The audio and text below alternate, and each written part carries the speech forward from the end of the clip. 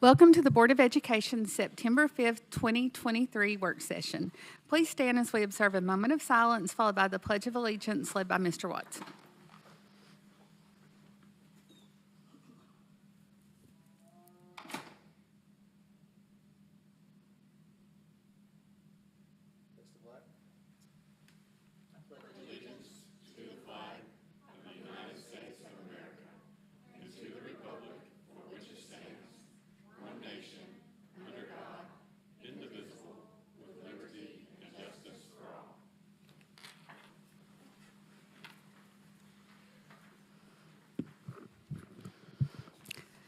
Thank you, Mr. Watson. I don't believe are the monitors on the other side working? So none of our monitors are working tonight, except for this one. But I do believe that are there paper copies of the agenda? So Dr. Brown has paper copies of the agenda if anyone needs one.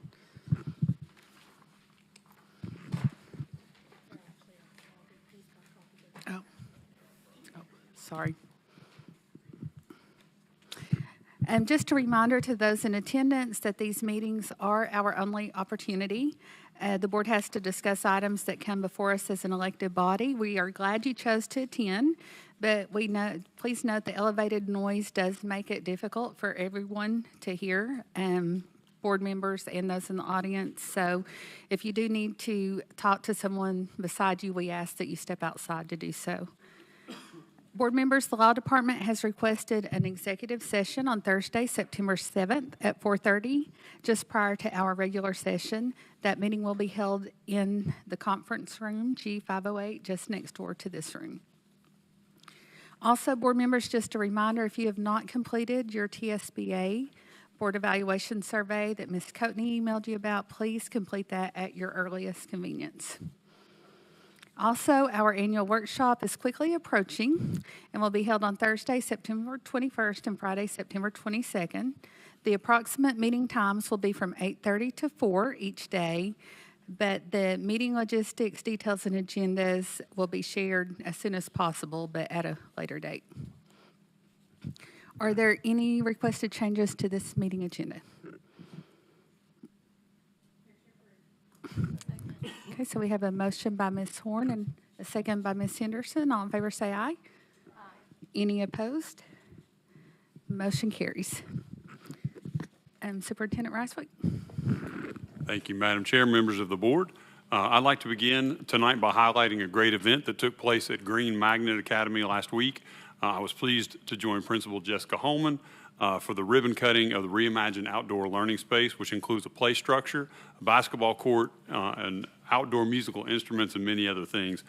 This project was made possible by a $650,000 gift from the Boyd Foundation in coordination with the Knox Ed Foundation.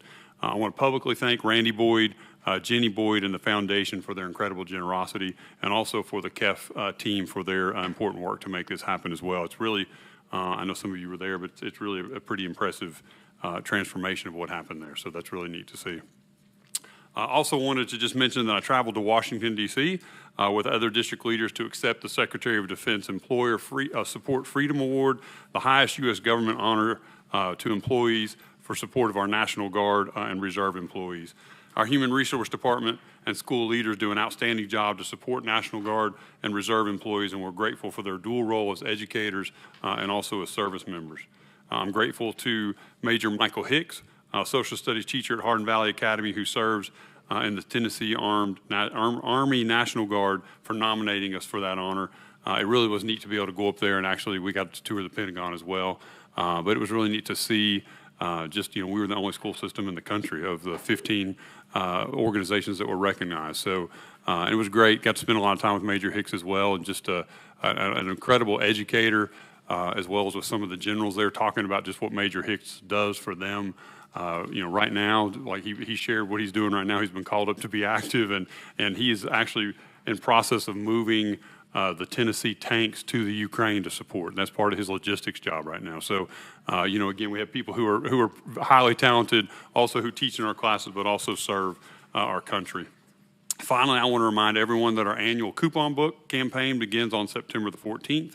The coupon book is our most important fundraiser, and I'm grateful for all the merchants, students, families, and educators who are participating this year. Madam Chair, that concludes my report for this evening. All right. Thank you, Dr. Ricewick. So next up on our agenda, we have our special education interim report, and I think this is Mr. Myers.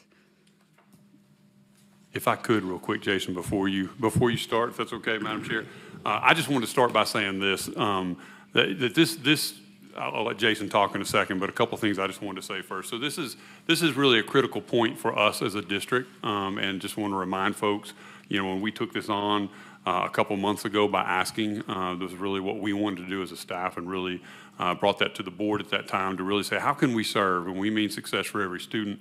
We truly mean success for every student. And we began that look, just very thankful to the educators who've been part of this process, to the families from the different regions and the regional focus groups, and also to our task force, who's done a great job professionally looking at that and bringing recommendations to us as well.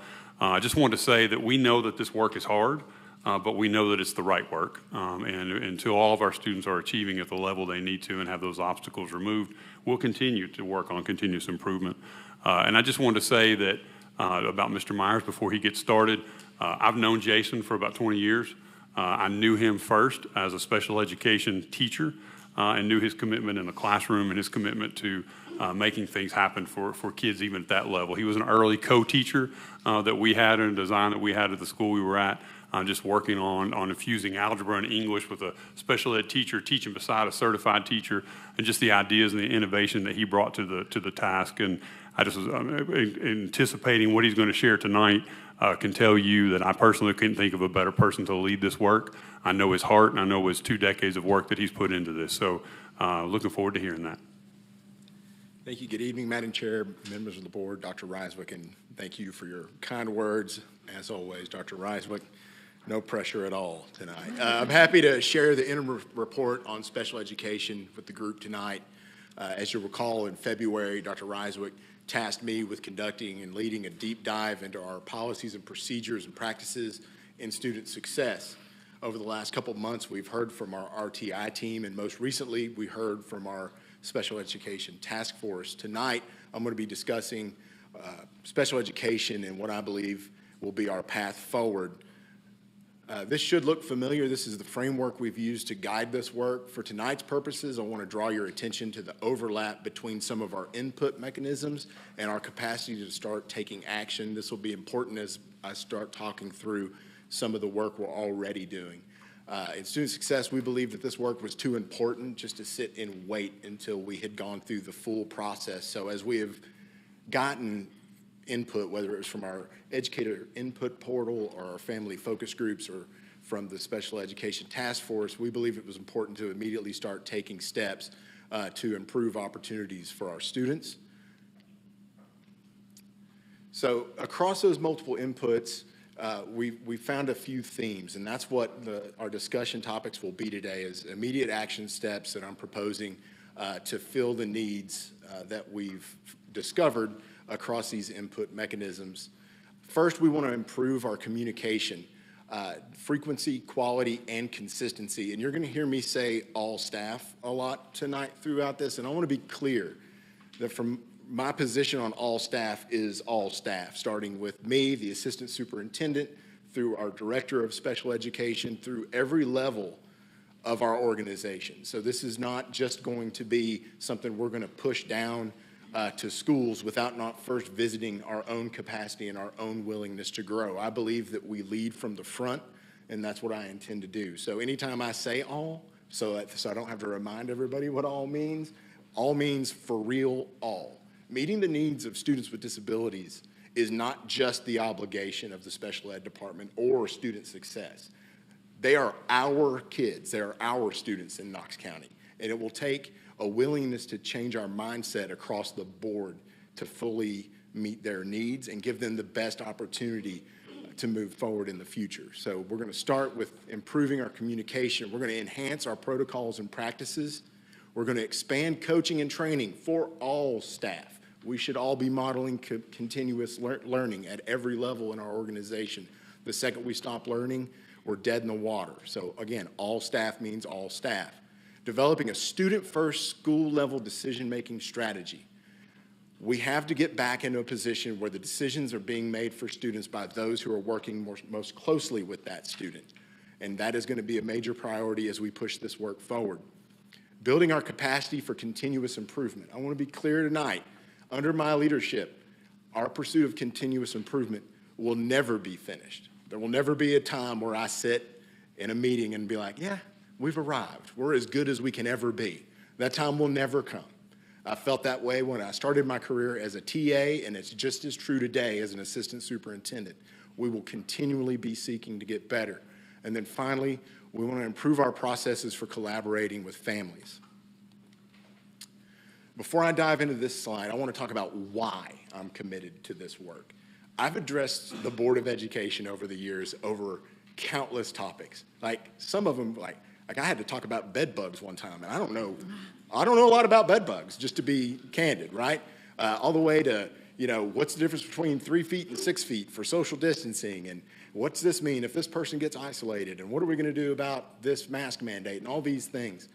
This is the first time I've ever had the opportunity to talk to the Board of Education about special ed. And so for me, my commitment to this work is grounded in the fact that this is where I started my career. A lot of people rolled the dice on Jason Myers over the year, and the first person that did it rolled it on a 21-year-old version of myself and made me a teaching assistant. And I thought it was the greatest job that I was ever going to have. And the reason that I thought it was the greatest job I was ever going to have is I had this small group of kids, and my only job every day was to create opportunities for those kids. And I knew immediately that I loved it, and that's what I wanted to do with my career. So then I, in a very non-traditional way, became a special education teacher. And as Dr. Reiswick referenced, I taught in all sorts of settings, both special ed and gen ed. And I was part of the first co-teaching cohort. And I did help publish a presentation for the Council for Exceptional Children on how you can implement co-teaching as a successful model in an urban school. And that was when I started to shift my mind, not just to impacting the students directly under my supervision, but how can I be a reformer? How can I create more opportunities for more students? And at that point, I was given the opportunity to enter into school administration. And my first task candidly, again, had no idea really what I was going to do. But my first task was to redesign a comprehensive high school into a small learning community school back before it was hip to do so, right? I've been a reformer my entire career. So when Dr. Reiswick tasked me with this and he made his announcement on February, I don't remember the exact words that he said to me in that meeting or that he said to the group, but what was clear to me is that he was calling me to use change as a lever for reform, which is something that I have done very successfully during the course of my career. So my commitment before I enter into this slide is to attack this with the same energy that I've attacked every other change initiative I've been a part of, no different than the Region 5 Way or redesigning a high school or taking over a special day school. Any of the initiatives I've been part of have been what I wake up thinking about every single morning. So I am going to be committed to this work, and I am going to get my team, and we're going to find a way to make Knox County Schools the model for special education in our state. So in the next year, I intend to work with our special education department to develop systems and structures to ensure decisions are made by those closest to the student. We're going to reimagine central office support, because support should feel like support, right? And we want to reframe how we support our teachers, our students, and our families. I'm going to personally pulse check our systems by sitting in on IEP meetings and other meetings related to the IEP team process. We listed manifestation determination, but there are a lot of various ways that I can pulse check through meetings, and also visiting classrooms. We're going to listen to and collaborate with our families and our teachers. So when I go and I sit in on an IEP team meeting, it is not going to be to sit there and be like, well, this was a really good meeting, or this wasn't a really good meeting. It's really going to be to have the opportunity to hear from the people on the ground what's going well. Is the philosophy that we're trying to shift, or the paradigms that we're trying to shift, actually taking hold down to the school level? Are we building capacity to make those decisions closest to the student? Because if we're not, then we need to change our approach. And again, as I said earlier, our work in student success will never be finished. A little known fact, our child finds numbers have doubled since the 1920 school year. Child Find is the mechanism through which we identify kids with disabilities, for those who aren't sure. But our work is never done. We are never going to arrive, and we're going to remain committed to success for every student, and that's going to be core to our mission moving forward. Again, we didn't want to just sit and wait. First of all, it's not in my nature. Dr. Adams reminded me just before then how impatient I am, and it felt like he was saying it in a kind way. But we haven't just sat and waited. We didn't sit and wait in Region 5, and we're not going to sit and wait now. So we've taken action along the way. One of the first things we did was we created and implemented a policy to allow private practitioners to provide support to students in the classroom. We established modification resources to enhance our inclusion practices. We implemented a new process for monitoring and improving our LRE rate, and we improved our reading intervention supports for children with disabilities. And this is only the start. Tonight, to back up my words, because at this point in my career, I understand the perception is mostly I'm a talking head for the district, right? Words don't mean a whole lot, but actions do. So tonight, we're backing up our words with 6 specific action steps that we are going to take immediately. And I'm going to ask the Board of Education for their support in the vote on Thursday for 2 of those action steps. First, coming in January 24, because we do want to make sure that we're casting a wide net to get input, we're going to launch the KCS Way for Special Education. If you get in your DeLorean back in time, you'll remember the Region 5 Way. The Region 5 Way, that's our roadmap for how we're going to meet the needs of kids in Region 5. The KCS Way for Special Education will be the roadmap to establish high expectations for all staff. Again, starting with me through every level of our organization to ensure that everybody's on the same page. Again, I view this as the work of everyone. And for us to get better, we have to raise the bar for everyone. We're going to have clear customer service and communication guidelines for all staff, clear expectations on staff training, support, and professional development, and hopefully culminating in an improved IEP experience for families. As part of this project, we're going to collaborate with the Office of the Ombudsman and our special education family liaison to really help us dig in and find those opportunities to become more consistent in our communication. To enhance our protocols and practice, I'm asking the Board of Education to consider a contract to provide staffing support to our schools in the form of educational assistants and hard-to-staff service providers. I was really happy when I heard the task force make a recommendation around a staffing solution. I do think that we have to be forward-thinking in how we address these challenges. What this contract doesn't do is it doesn't obligate us to any particular expenditure over the course of the contract, nor does it obligate the other entity to, quote, fully staff us. So I don't want it to be conflated with the custodial contract. What this does is it gives us another tool to face the challenges around staffing and put us in a better position to make sure that students are getting their services in a timely way and hopefully relieve some of the stress that our current staff are currently feeling by having to cover all these various spots where we're short-staffed. Expanded coaching and training for all staff. Again, we saw this in our teacher input portal and from the Special Ed Task Force. I'm committed to identifying outside partners to provide technical assistance in the following areas: staff training and professional development, inclusion, and behavioral supports. Again, all staff. We're all going to visit what our philosophies are in these areas. What is our why? Why do we believe in inclusion, right? Like, we need to have those conversations and have some outside expertise to help us along the way. In the development of a student-first school-level strategy for decision-making, it's going to be important for us to assess our existing systems and structures. So I'm launching an input portal for our school leaders and all teachers. We've not yet heard from our school leaders, nor have we heard from our gen ed colleagues. And again, for us to be successful and have long-term sustainable change, we need to hear those voices and see what gaps need to be closed from their perspectives as well. So we're going to be launching that pronto. I'll be asking the Board of Education for their support on this one as well in an attempt to build greater capacity for continuous improvement. I'm asking the board to approve funding to hire a student success accountability officer. This position would report directly to the Assistant Superintendent of Student Success. The goal to be provide insight around legal trends, laws, and best practices in serving special POPs. So this would not be just in the realm of special education, but this person would also be guiding our work for English language learners, Section 504, bullying and harassment, all the legal issues that are sort of housed in the Division of Student Success. This person would also collaborate directly with the Assistant Superintendent of Student Success regarding any potential legal issues.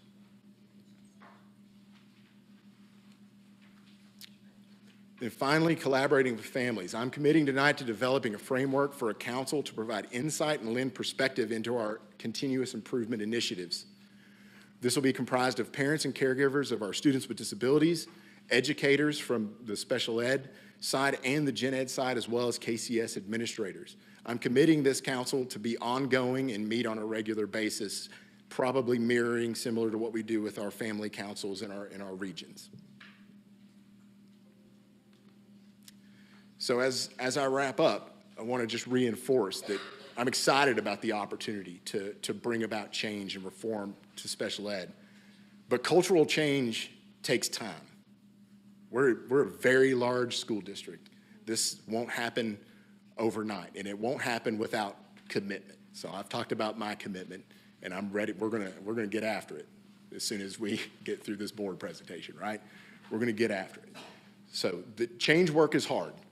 But in KCS, we've committed ourselves to doing the hard things. So does anybody have any questions?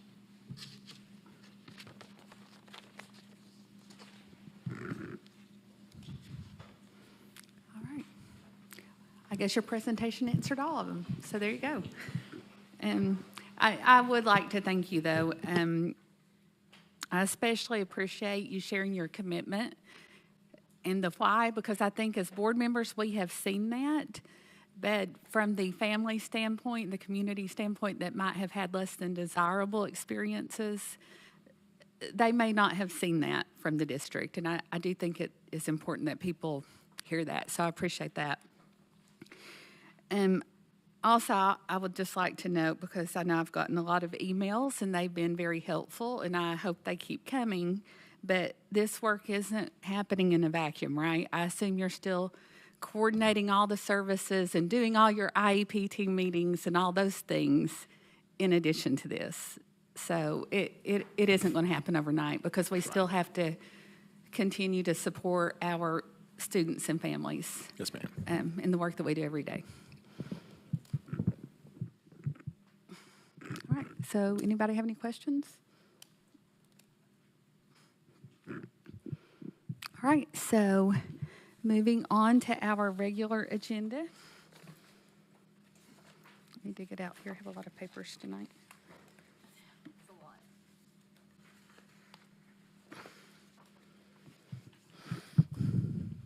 Any questions on 5A or B?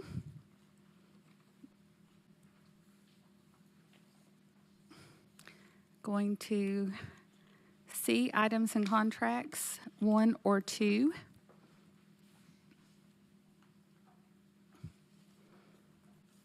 Three or 4.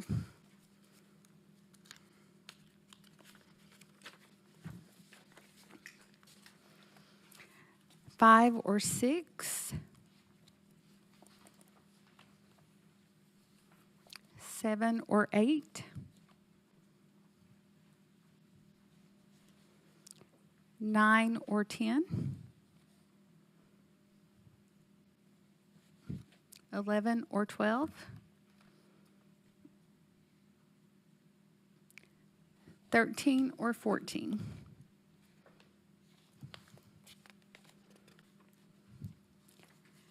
15 or 16.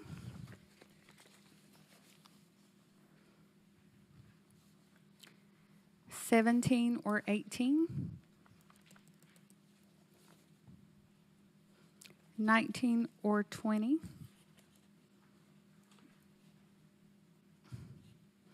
21 or 22. 23 or 24. 25 or 26, 27 or 28.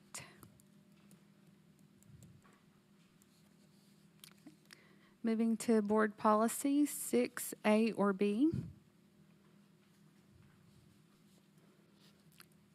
C or D,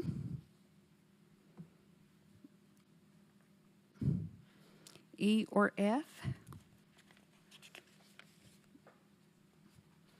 G or H, I or J,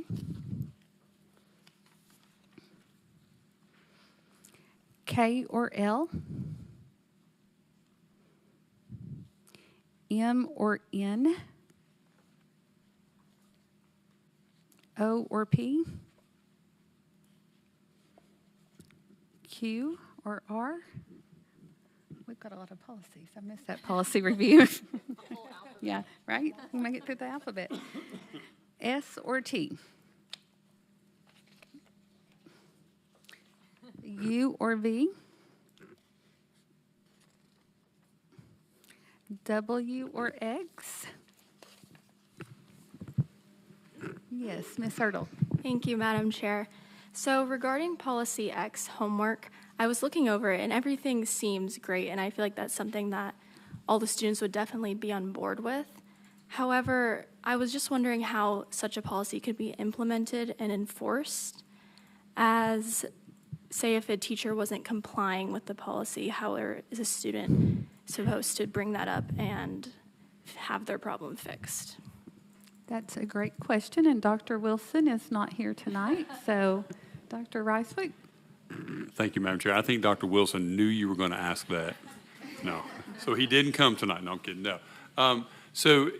Yeah, I would have to look closer at the policy, but what I would suggest is to make sure I got the wording right.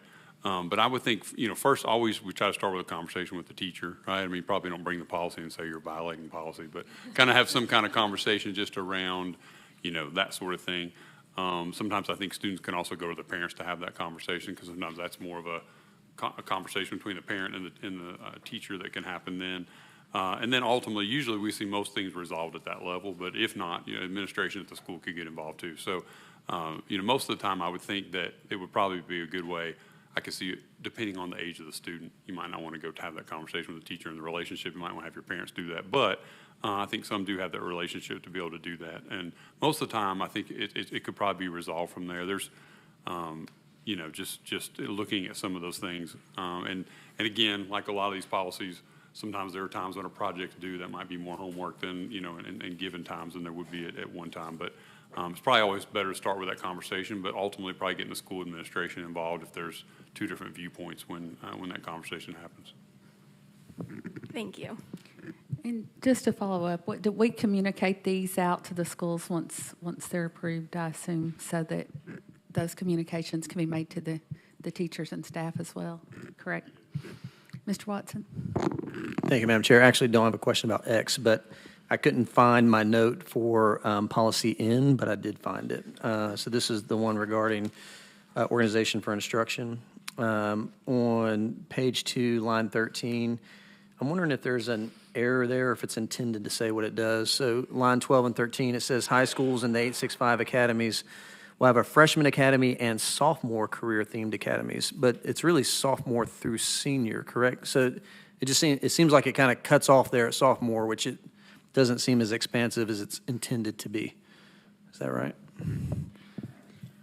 Thank you, Mr. Watson. Once again, Dr. Wilson. No, so I was not here for policy review, but my guess would be, since this year it's only through sophomores that we have that. I don't know if the understanding was that they're going to roll it up every year to junior and senior as that moves on. But then we're just updating the policy every year. Could we not just say Right. sophomore through senior now?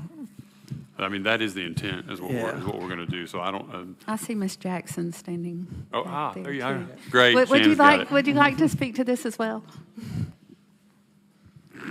Yeah, it may be intentional, and I'm just not catching the intent, so. It is. Good evening, Madam Chair, members of the board, Superintendent.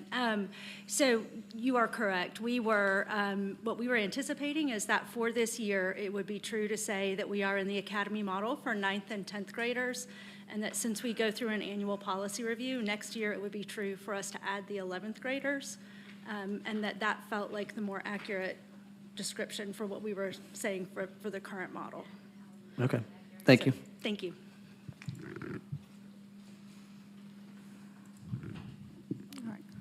Was there anything else with that one? Ms. No, Wilson? sorry. Okay. All right, so anything else with N or X? All right, so moving on, Y or Z? AA or BB? CC or DD? Oh, Mr. Watson. Thank you, Madam Chair.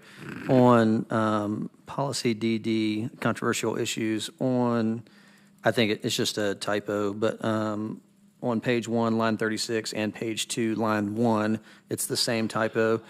The word is see when it should be seek. So, thank you. Have we made that notation? All right, thank you. All right, item EE. Moving on to grants, 7, A, or B. Ms. Owen? Thank you, Madam Chair. Could someone just briefly go through the details of the changes here? On A? Okay. 7A. 7A. Ms. Himmelgarn? Madam Chair, Ms. Owen, there are no changes to this amendment from the previous one that the board approved.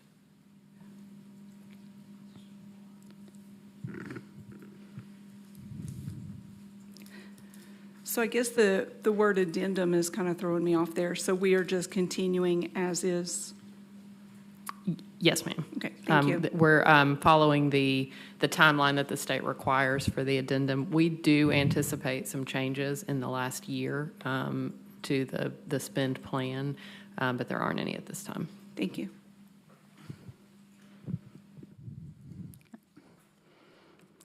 So item B.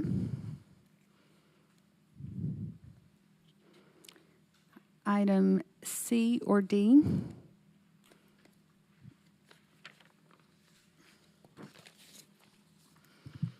E or F.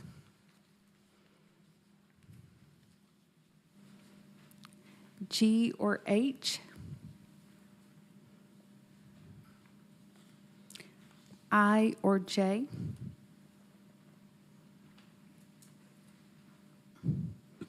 Moving on to contracts, 8, A or B. Oh, Ms. Himmelgarn, I'm sorry. Yes, Madam Chair, Ms. Owen, Mr. Myers reminded me, I was referencing the spend plan specifically. We did update dates for meetings with the health department in this addendum. All right, thank you. So contracts, item A or B? C or D? Or C or C1? Okay. C2 or C3?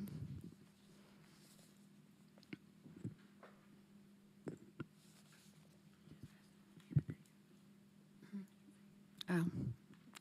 So what is it? It is a D? Okay. I'm sorry, mine's printed different. Okay, so D or E? Mr. Watson. Thank you, Madam Chair. Dr. Roswick, I know you sent an email to the board relative to item E. And first, let me just say I appreciate those emails where you give some clarity and some context to specific items. That's really helpful.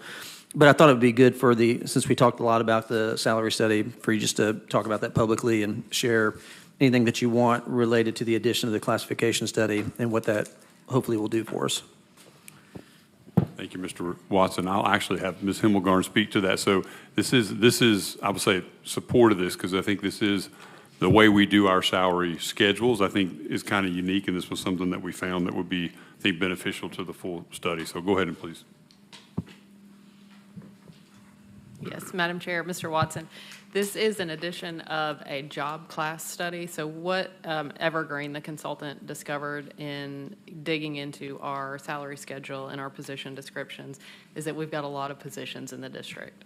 So in addition to the salary schedule itself, we've got a lot of different positions that fit on that schedule.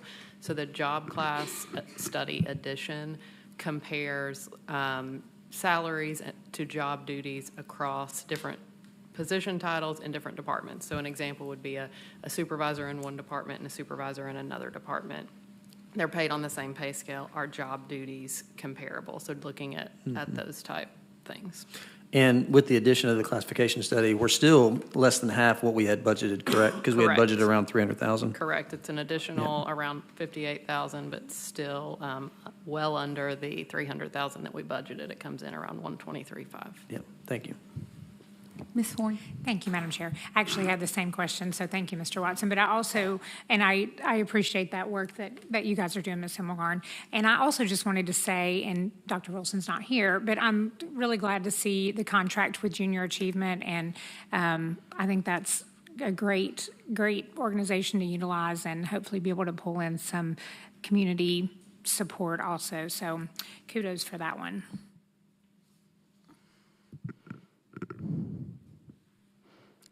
All right. So any discussion on item F, 8F? Mr. Watson? Thank you, Madam Chair. Did you say item F? Mm-hmm. Okay.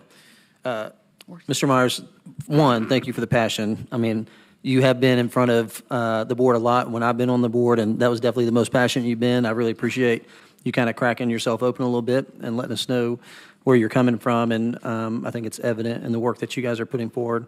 Can you go a little bit deeper into the South Central LLC contract for special education staff support? And you talked about how it's you're not seeing it in the same way as what we're doing with custodians, but can you tell us what the intent of it is and what you hope it will help us do?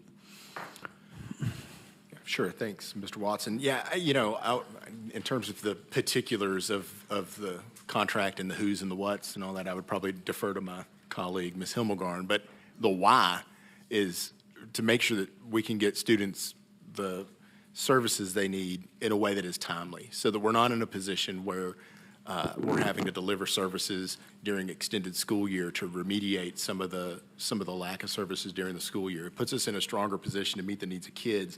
And I think where I see this as different is neither party is committing to anything other than this is an additional tool for us to use, right? So we're not coming into this contract saying we're going to spend $1 million with this company and they're going to fill all of our vacancies. This is just to give us another tool to do that. And I think in terms of the need, which is where I kind of live, so I referenced in the presentation that our child find numbers had nearly doubled since 1920, and we've added positions in every budget cycle to the school psych department since back when I was the executive director until this last budget, whether it's school psychs or diagnosticians.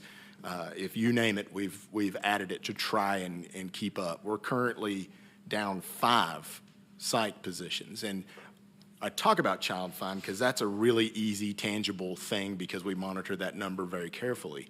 But in the grand scheme of things, that's actually not even entirely the role of our school psychs as you start thinking about the demands that are placed on them as it relates to conducting manifestation determinations, whether it's about student behavior or it's about attendance or it's doing 504 or participating in 504 evaluations. They are a system that has been essentially overrun because we can't find enough people. When I look at the SLPs and the number of hours that our SLPs are being asked to deliver on has increased by a little more than 1,000 more hours compared to the 1920 school year. So when we start thinking about what might have the impact been for schools not to be open for a while, what might those lasting effects be from a special ed perspective, and we start thinking about some of these young folks coming into the school system, I think we're starting very much to see that. So for SLP perspective,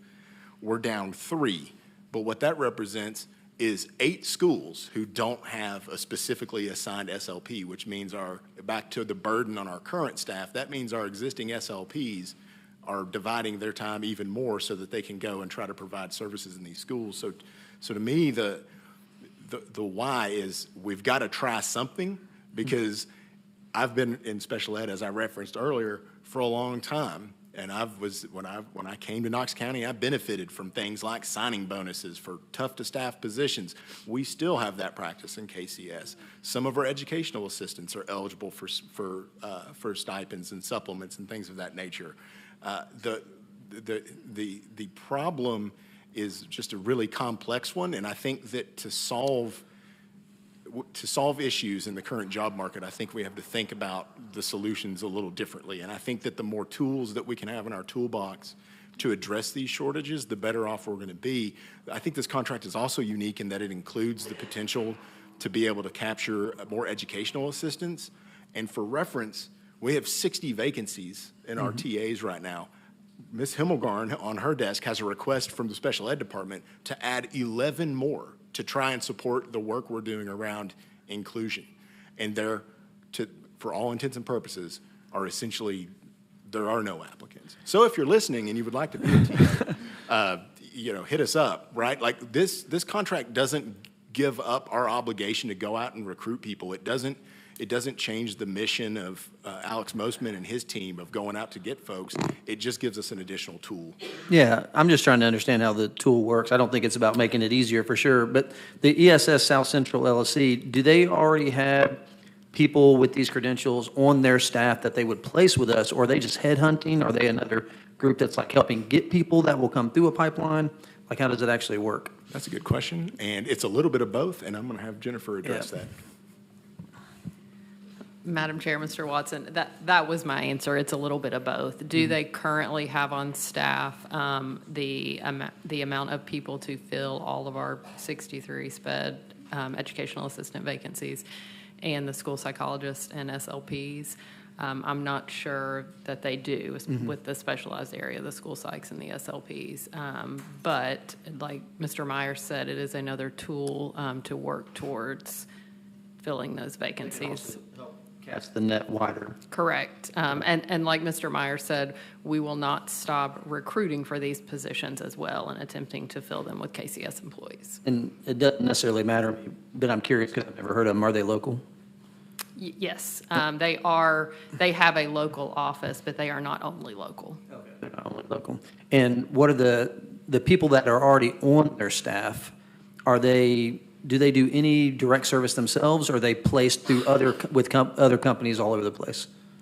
I would have to get more information from them on that. Yeah, I guess what I'm curious is, are they more of a pass-through company where it's not a direct service provider, or are they providing direct services to, but they also have additional staff that they can essentially loan out, I guess, to other companies? That's what I'm... We can get more information. I don't know that I have the answer to those specifically, and I think that the answer may be different for the different specialties, so the school psychs and speech language paths versus the educational assistants. Okay. I can see if Mr. Bolton has those specifics. Okay, so. Yeah, just curious. Thank you. Ms. Owen? Thank you, Madam Chair. Ms. Himmelgarn, will the employees be our employees or their employees? It will be their employees. Thank you.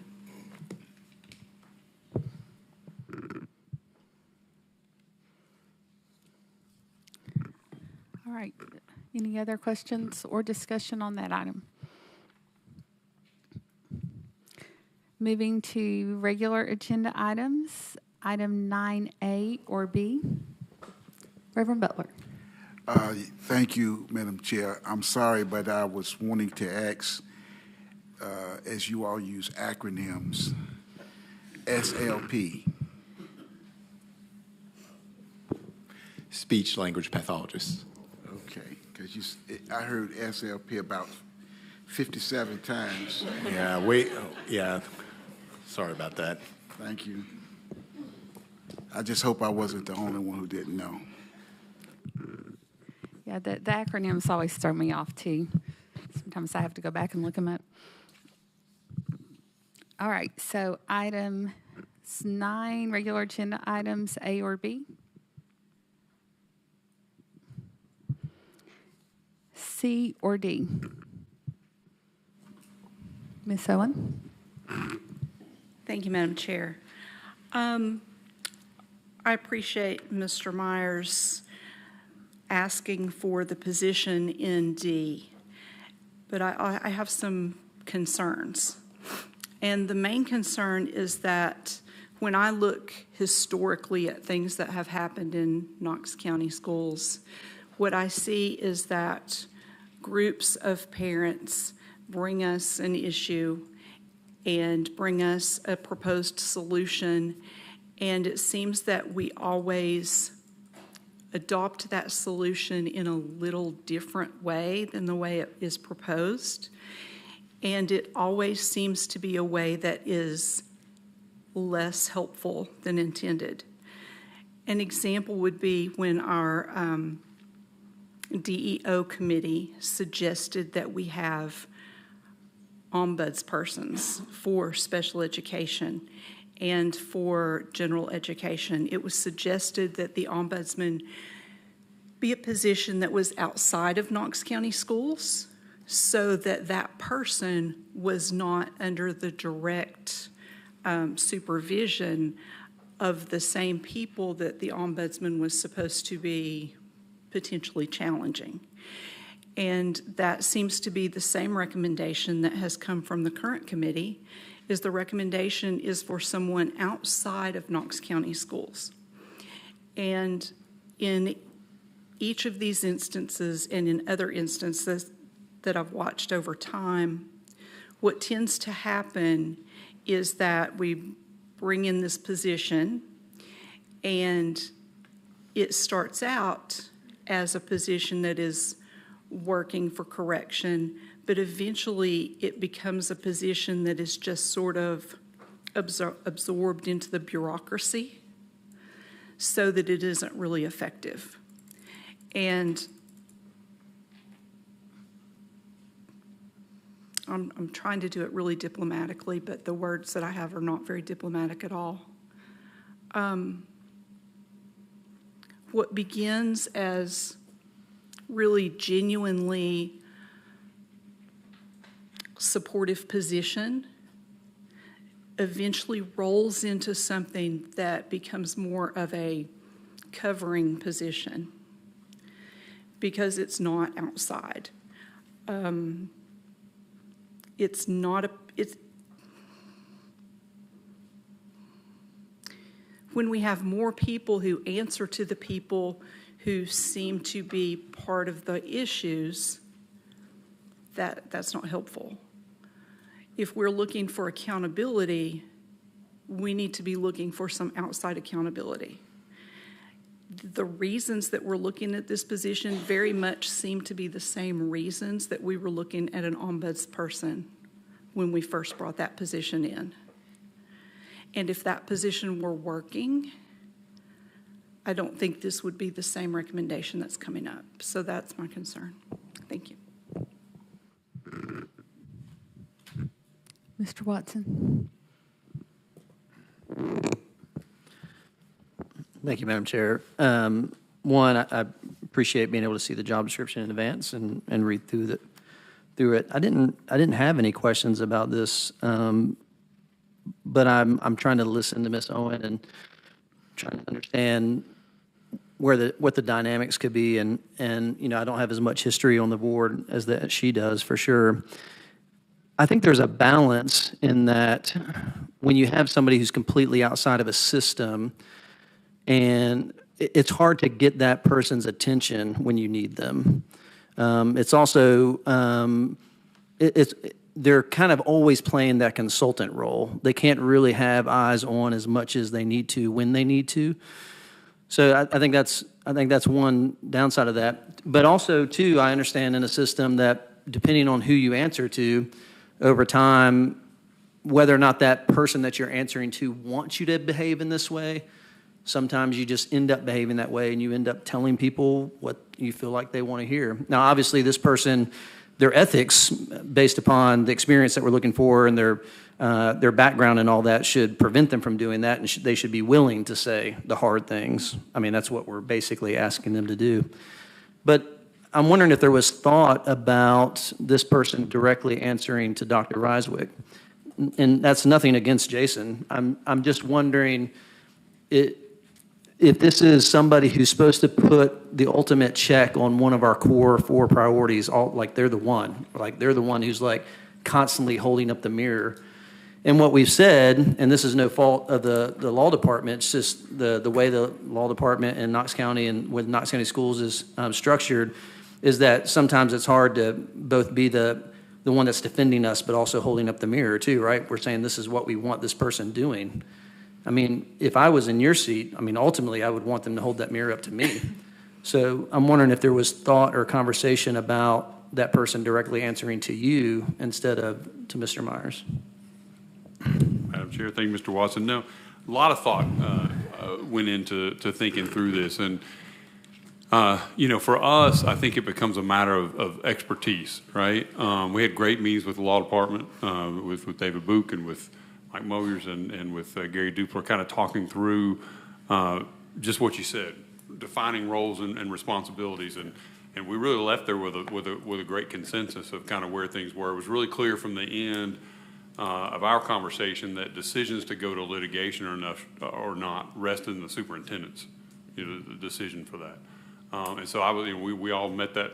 I mean, I think we kind of walked in not knowing where we'd be, and we all kind of quickly were like, yeah, that's how it should be. So then agreeing that and taking that responsibility for me or whoever's in the seat down the road, then comes the level of expertise that I would need and or my team would need in order to make that decision. So there's a portion of this job that's accountability to make sure we're fulfilling all those things, but there's also a piece that talks about when a situation arises, the ability to look horizontally at other groups, other people to see what kind of best practices and trends are happening out there so we can make a better decision. And then exactly as you said, if it's something that we say, yeah, we feel good about going to litigation, we then work with the law department because they will be representing us when it comes to that.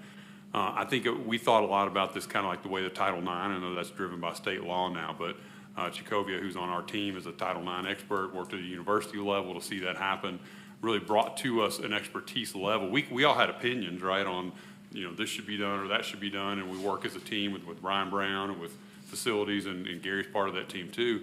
But ultimately, we didn't have somebody who that's what they were trained to do and had done that in the field, right? So for us, it's really more about building that capacity. And so the way those decisions will be made, whether we move forward or not, will be with me and Jason. So I need Jason's expertise to help me as an advisor as well as I do all the assistant superintendents. So there won't be a decision made that I won't be making that decision.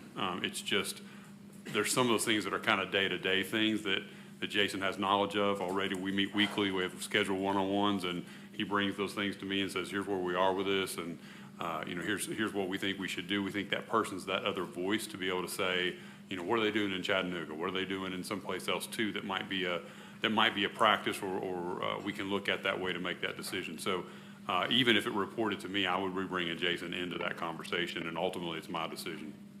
Yeah, I guess that's where I'm at. I get the why, and I totally appreciate that. And I would think that you would make the decision. So if even a person that answers to you can still advise another department. So I guess, can you just summarize the why not answer it to you directly?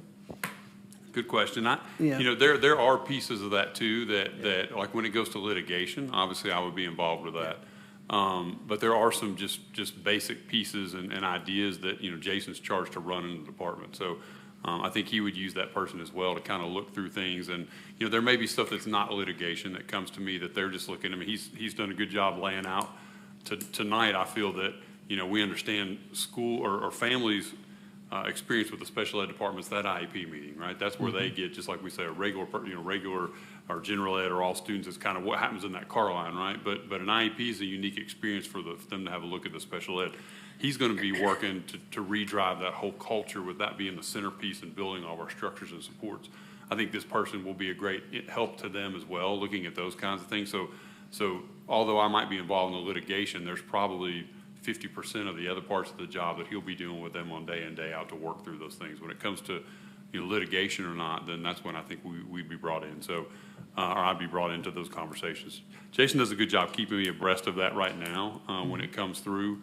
But really, I think it's something I feel he can manage and they can manage, because some of the job will, every day it's not going to be a litigation question. There's going to be a lot of accountabilities he's talked about with ELL and with RTI implementation and those kinds of things that will be conversations that I won't necessarily need to be involved in. So I think it's a better fit for him.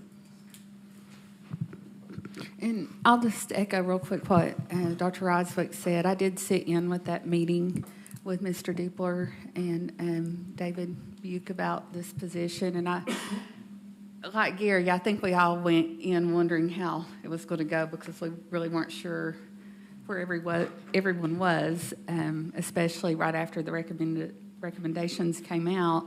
But I left feeling really good about it in that meeting. I felt like, and I'll even add that a situation came up at the end of last week that I had to reach out to Jason about, and it was kind of an unusual situation.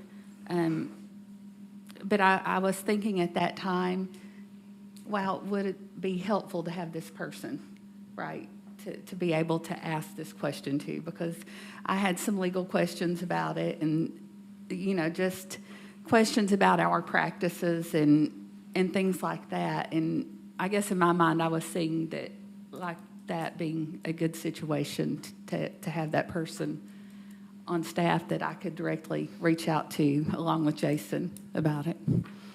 Ms. Horn. Thank you, Madam Chair. It seems like that with the limitations we have with the charter, that this would be a good compromise to satisfy and keep us within the Knox County Charter and satisfy the need and the additional eyes, so that it is two different perspectives that are looking at what the law department typically sees, and then just add and from the other perspective, and that it really would come down to the perspective of this individual and the expertise that this person brings. So I would assume that was a big part of the conversation, is the limitation that we have, that this board has due to our Knox County Charter. Is that fair to say, Mr. Dupler? If you want to talk about that. But I mean, to me, this just seemed like a good compromise, because it kind of satisfies the need on both sides. Thank you, Madam Chair, Ms. Horn. I don't know that I would call it a compromise. I mean, what the conversation was about was if the administration, if Dr. Roswick and him making the recommendation to the board, and the board would like to hire an individual with these qualifications, what would that look like? Dr. Roswick, indicated that he wanted to make, he's been wanting to make some changes, in this area for a while, and this was, all part of the progression of working on those changes. So, and our response was that, our role is to advise when the board needs it, when administration needs it, and to litigate if it comes to that. Another thing that was discussed was that of the interactions with special ed education children and families, the vast majority do not end up in litigation. So, I think that's probably one of the most, one of the highest reasons that the board may want to employ an individual like this is to monitor all these other interactions that the law department would not have, an interaction with to begin with. So, but that's, and without going, as you indicated, there's a lot of attorney-client privilege and things like that. But I mean, I think in general, that's what I could relay. Okay, thank you. And I'll just add to that, a part of my conversation and concerns were when we go to people in the law department with issues, being the people that defend us, they are looking through this at a lens of, is this legally defendable? Can we defend this in court? And from my perspective, I don't feel like everything needs to go that far, right? It's like, I feel like there's a whole other layer we need to be looking at first, I guess, is where I was coming from.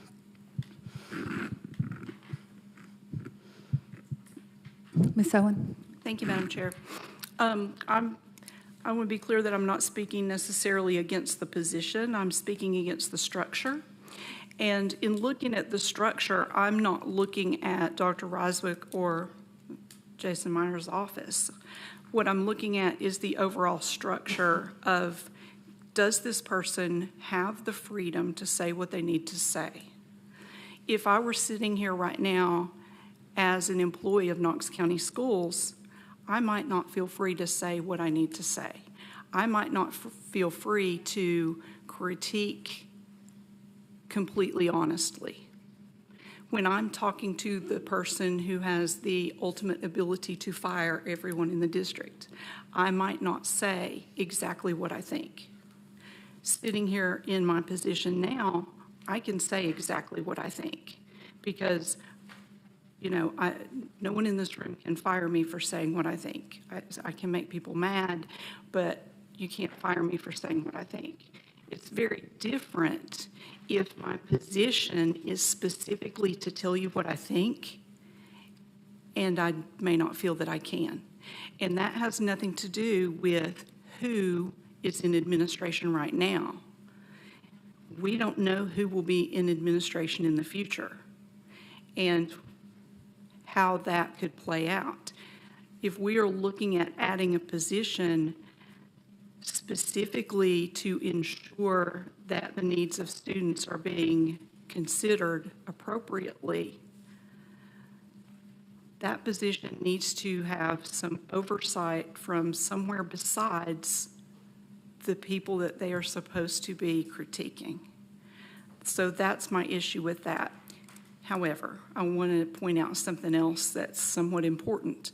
A couple months ago, we were looking at policy. And at that time, we had a policy that said that this board was to approve all new supervisory and administrative positions. And we threw away that policy. And instead, we have a job descriptions policy that now says the board shall approve the broad purpose and function of each position as recommended by the director of schools through the approval of the budget and in accordance with state law, et cetera, et cetera. So we created a policy that I talked about at the time being constraining. It says that we shall approve the function of each position in the budget. It's not budget time. So that's an issue as well, is that we have created a policy that doesn't really allow us to do what we're being asked to do right now. Thank you. Mr. Watson.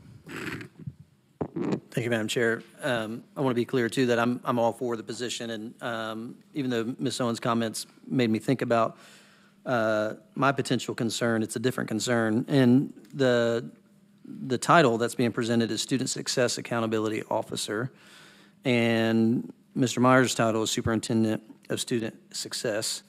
So if the Student Success Accountability Officer is supposed to hold that department accountable, it's very hard to do that if you answer to the lead. I would be saying this no matter who's sitting in Jason's position. This is not about Jason. It doesn't matter who's sitting in that position. But to me, the function of that position is to help hold that department accountable to everything that we're saying. They would need to ultimately answer to you, I would think.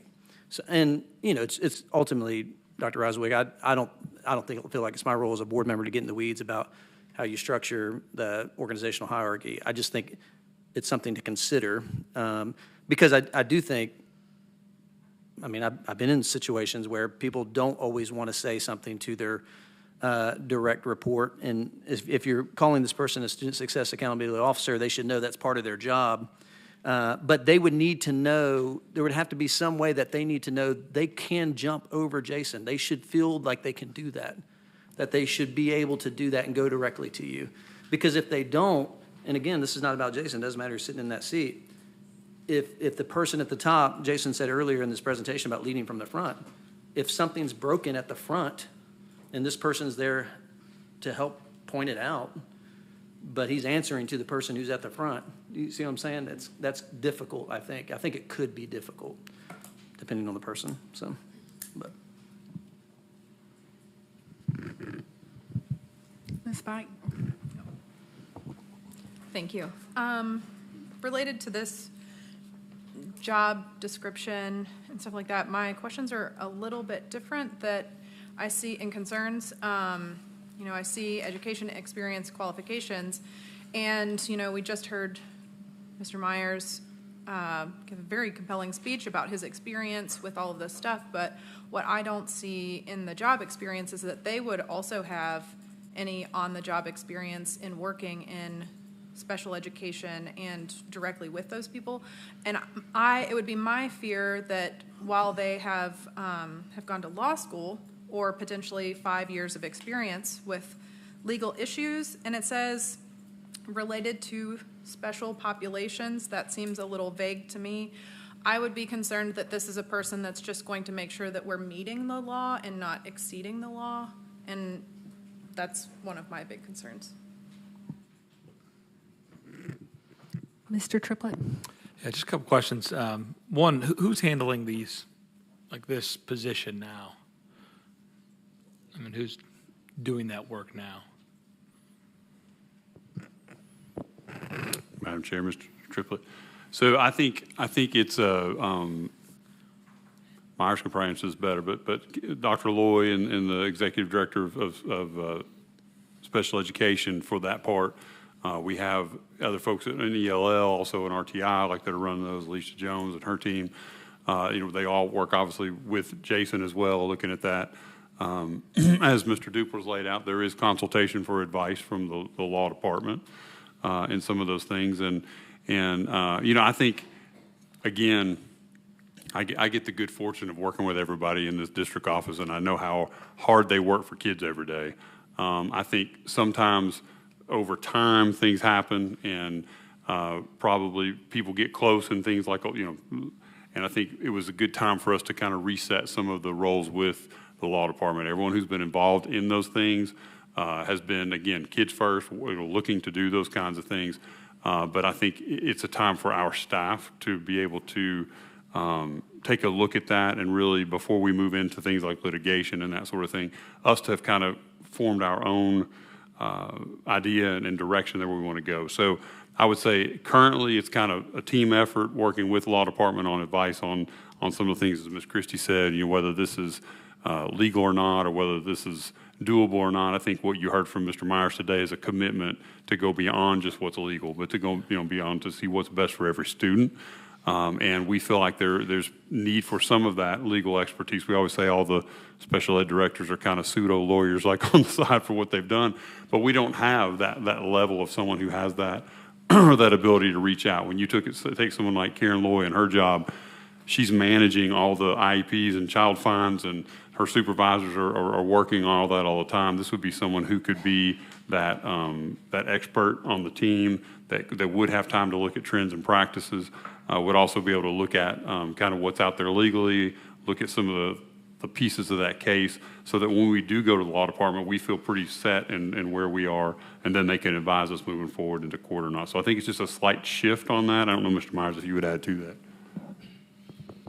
No, I think you have captured it kind of perfectly. I think that, you know, and what I'd say is in this job description, what we mentioned the 5 years of experience. We're really going to be looking for people that have a balance of both, right? We'd like to have the JD degree, but really we're also interested in that practical experience because, and it has become clear tonight that I'm not particularly skilled at naming jobs, but the job description, I think, gets more to what that person's role really would be. And it's more of an advisory role. It's more of putting us in a position to be able to put more resources toward executing the mission, right? So it gives us that legal expertise in-house so that it's not, you know, I've had a very positive working relationship with the law department during my time in central office, and I have no doubt that will continue. But a little known fact is that they don't actually spend all of their time giving school system legal advice, right? And so,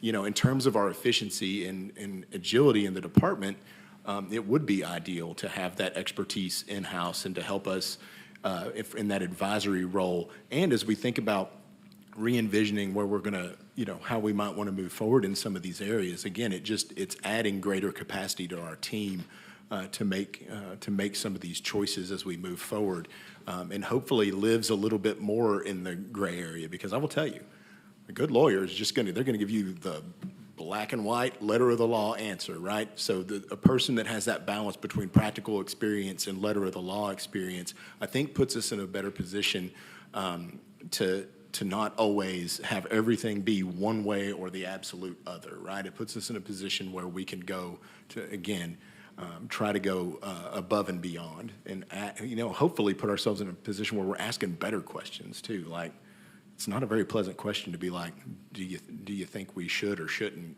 You know what I mean? Like, let's really dig into this. This person digging into best practices in other states, other districts, like that part of the role is far more interesting to me than them saying, yeah, we probably should do this or shouldn't do that based on this sentence in that law. Like, I would much rather have the innovation side of that, and I think that's where the practical experience in the job description gets. And then my follow-up, Jason, to that is, how do you create a culture where somebody that is working for you can also hold you accountable and incentivize, really, you want to incentivize them to hold you accountable. I really want to foster that culture. It's a great question. And, and to Ms. Owen's point, it won't always be, Jason Myers and John Ryswick, right? And so, I think that Dr. Ryswick, again, lead from the front. I think that he's put a lot of work into developing a culture of openness. And I think that, honestly, this process for improving student success is a testament to that. Like, we're all hearing, in some cases, some hard things to hear.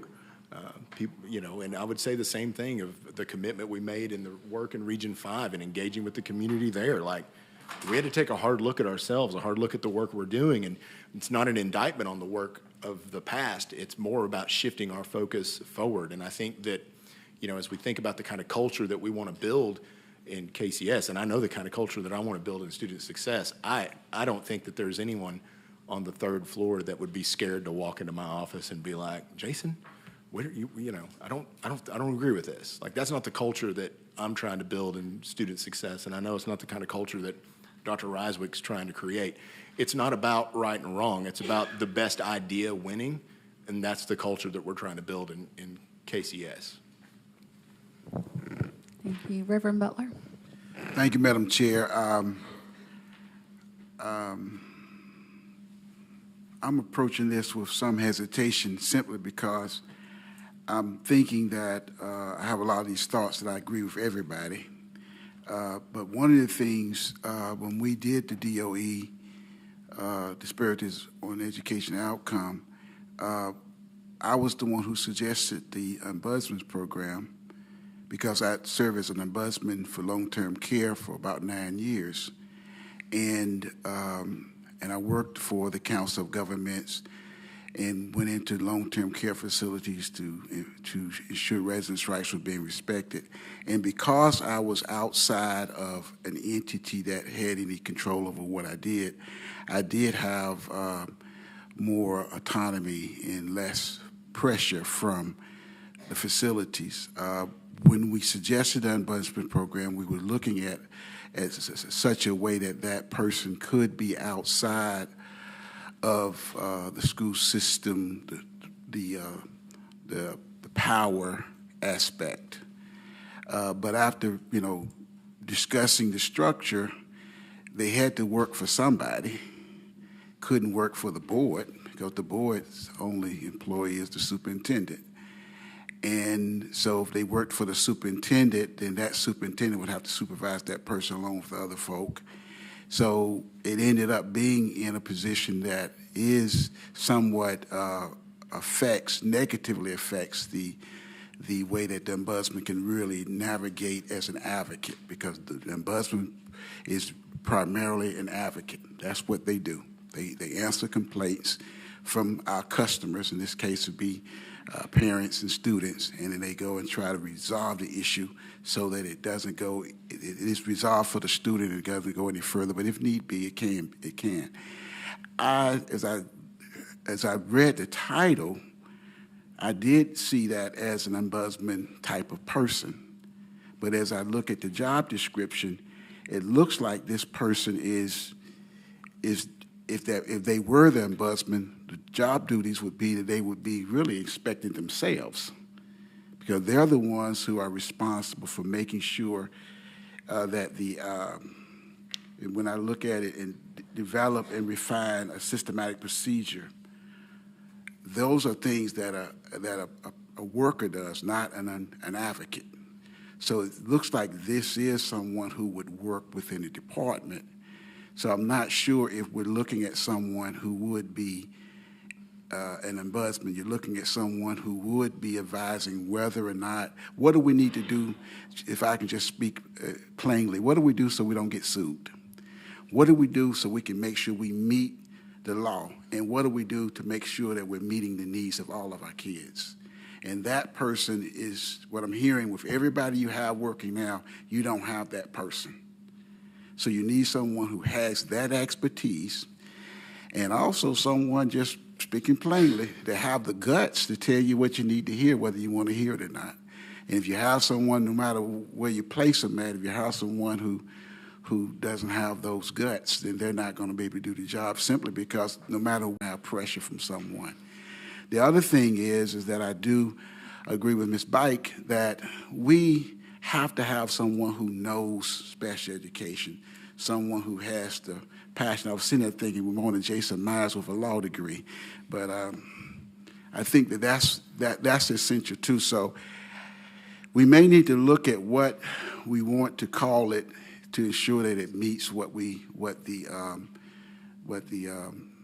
guidelines are calling for. I just don't think we're looking for an ombudsman. This does not look like an ombudsman position to me. But on the other hand, I think we do need to have someone who has the ability to say, this is not going to work. Someone who's going to answer to this council that you're putting together, and the council can feel confident this person is working for us as well.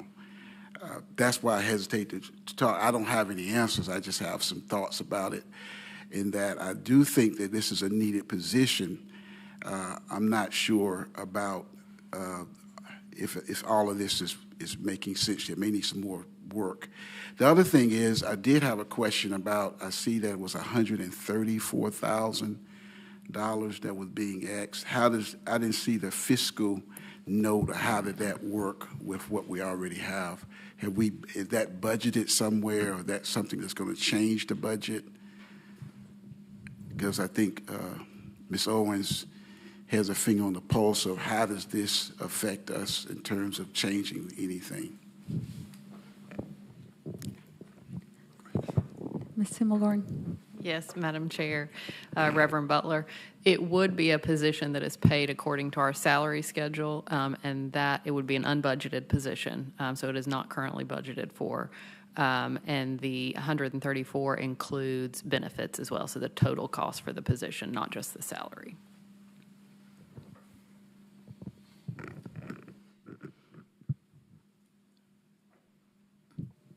Mr. Watson? Dr. Riswick, I may be misremembering, but in the email that you sent us, you did say that it would be paid for through unrealized savings in other places. Was that basically what you had commented? Thank you, Mr. Watson. And I know Ron's here, and so is Jennifer. If we need to explain how that happens, but yeah, typically everything budgeted in those items doesn't. It's a large budget, and so we usually there's savings found within that for us to ask. But it is not, as Ms. Himmelgarn said, it's not currently a budgeted position. Is why we brought it. All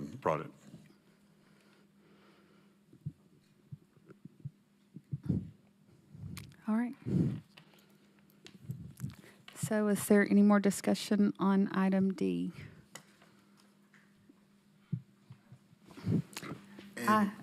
So, I'm sorry, I apologize.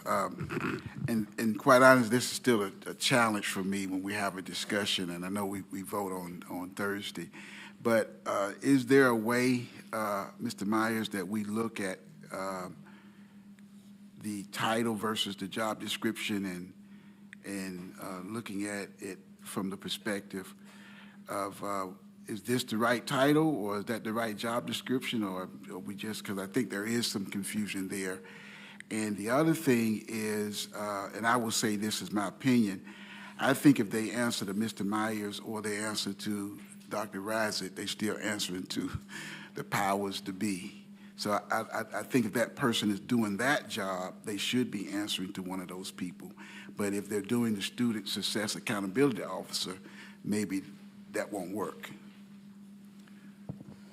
Yeah, no, I'm more than happy to revisit the name. I think this was like the 6th or 7th name, and so I can't remember them all. I don't have an itemized list, but we'll definitely go back and revisit. And another point of clarity, and Corey may want to weigh on this also, but like the designation of where that ombudsman sort of task for special ed lives actually doesn't report to me anymore. It reports to Corey in the strategy department. So our family liaison for special ed in our ombudsman's office were actually moved into Ms. Lautner's division. So the person who's sort of the first line for family contact, whether it's because they want to brag about something great or maybe they have some concerns, is no longer in my reporting structure. So that position is outside of the structure. All right. Dr. Rizik? If I could add one thing real quick. Reverend Butler, I think you did a good job explaining the difference. In the first job that you were explaining, to Mr. Myers' point, that family liaison does live within the ombuds office now. So if families just have issues and or, as he said, celebrations that they want to share, that is not tied straight there. So we can work through that process. I think your description was correct with what we were trying to get done with this, is really that expertise on the legal side as we go about making decisions for where we want to go about making changes to practices and structures and those kinds of things so that we can serve better based on the input that we've gotten. It's not, as we're looking at, meant to be, and I'm going to say this too, Jason did a good job describing that.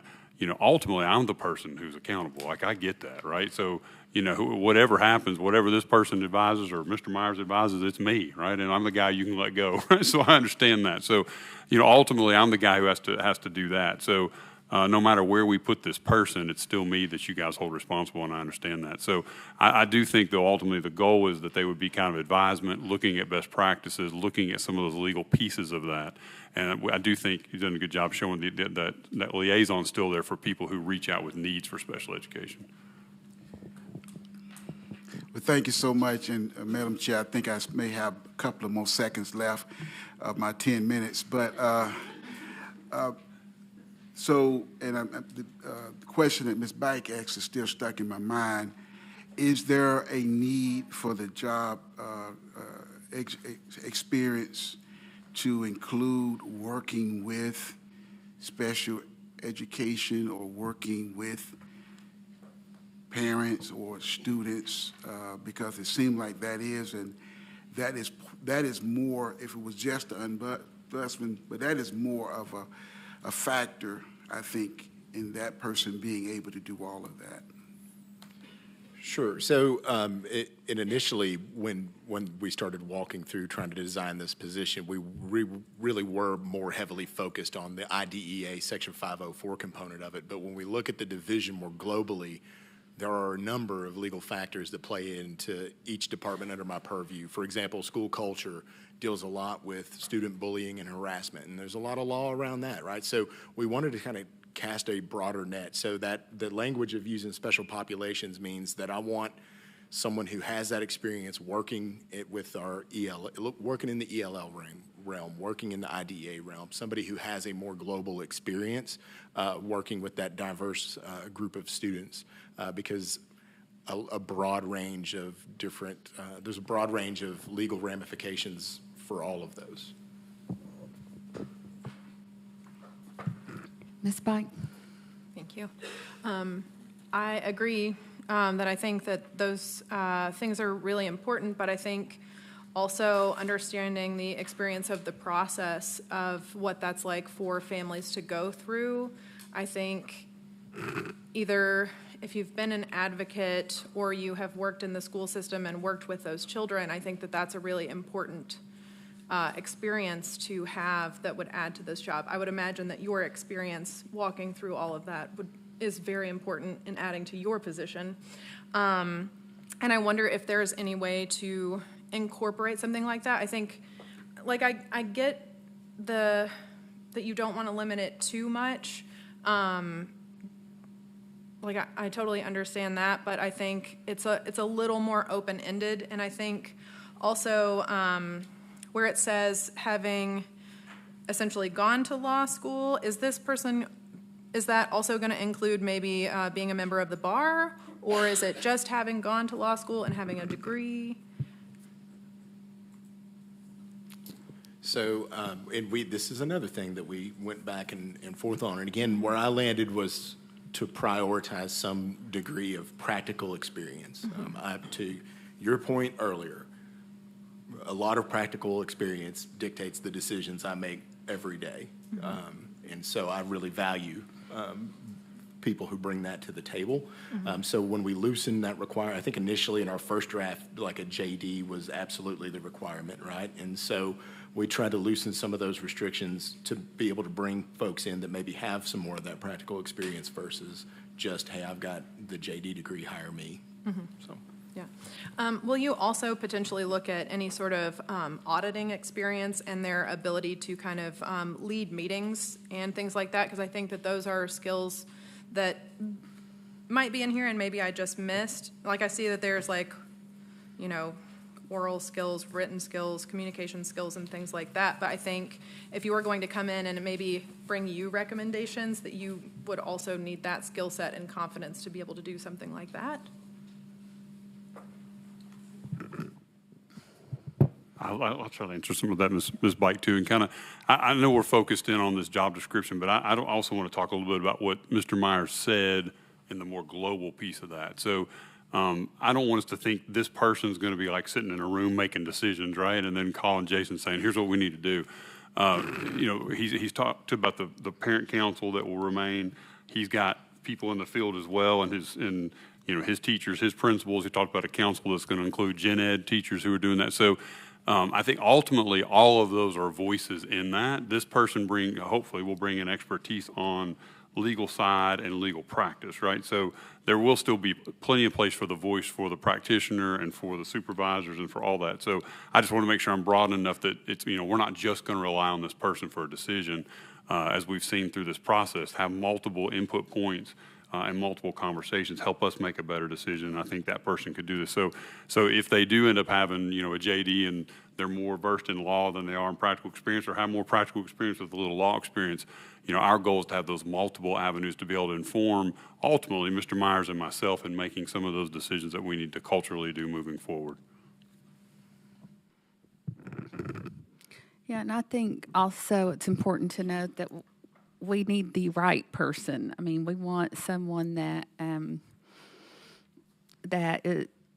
is family friendly, that works well with people. And I do think that when you start putting a lot of these things in, you start kind of limiting your candidate pool if you have a bunch of requirements, whereas you might limit it to a certain group, and there might be a rock star outside of that group that didn't meet that one criteria you placed on it. So I would be hesitant to put too much in there, personally. All right, is there any more on this item? All right, so moving on to item E. Item F. Ms. Owen? Thank you, Madam Chair. I think I have legal questions. If we suspend these procurement regulations, then are we... Okay, let me back up. I don't really know how to ask this question. So in our duties and powers in law, we are required to either have procurement policies or to follow the county's procurement policies. So when I look at that, it says that if we choose not to follow the county's procurement policies, then we have to do these other things. So it looks to me like suspending this suspends our acceptance of the procurement in general and makes it a more difficult process, because now we have to have 3 competitive bids. It looks like it would make the process more complex instead of easier. Mr. Dupler? Well, thank you, Madam Chair, Ms. Owen. I'd be happy to talk about it, and I can talk about it, but I see that Matt Myers is here from the head of procurement. So, I mean, since he and his department brought about this resolution, I mean, I think, he would be the best to address it first, and then I can certainly fill in any blanks. Thank you.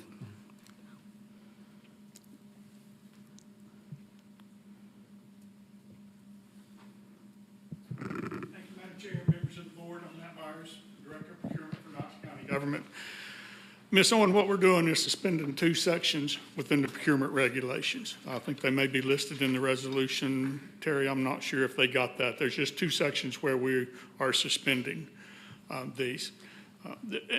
All other commodities, services remain the same. We're only suspending vehicles just due to the nature in trying to procure those right now. If anybody else has been to buy a car lately, it's a nightmare. So that's what we're doing. We're just suspending these regulations. If there's money in the budget, then, and there's a vehicle that they need, they can go, hopefully we can have it done within 24 hours. I can't wait 21 days. I can't wait a week for, quotes or anything like that. It's got to be faster. The vehicles will be gone. So this is not at all us suspending these. This is you suspending these. So we are still under Knox County procurement procedures then? Correct. Perfect. Thank you. Okay. Thank you. One of my favorite people, by the way. Thank you, Mr. Myers. Mr. Dupler, did you want to add? Thank you, Madam Chair. And then, see, I knew Matt would be able to say it better than I, but I mean, the blank that I would fill in is that, if the board passes this, and it's going to go through county commission as well, but if this is passed, then what administration would need to do, and I've already talked to Dr. Adams about this, would need to bring forth a list of, of general description of what the different departments would need as far as vehicles, so that the board can then say, yes, we're going to buy 10, I'm just making things up, 10 vehicles in the next year. And, that way, Dr. Adams and his people can go out and buy those vehicles and get it done. So. All right, Dr. Adams. Madam Chair, members of the board, I just first want to publicly thank Matt, Mr. Myers, for doing this for Knox County Schools. And we do have that list of vehicles for every department for Knox County. And as you know, by the time we go through the process, those vehicles are already,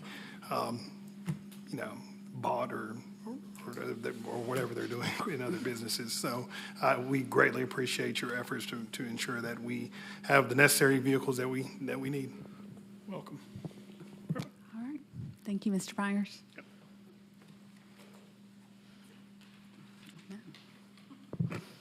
All right. So is there any more discussion on item F? All right. Moving on to item G, Ms. Henderson. Thank you, Madam Chair. So last month I mentioned that I was bringing a resolution to the board, and I will say this was the work of the community as a whole. So I want to thank everybody who helped craft this resolution. I had input from the superintendent and his staff, the special ed task force we met, and also I got had it reviewed by the law director, so I am grateful for his input as well.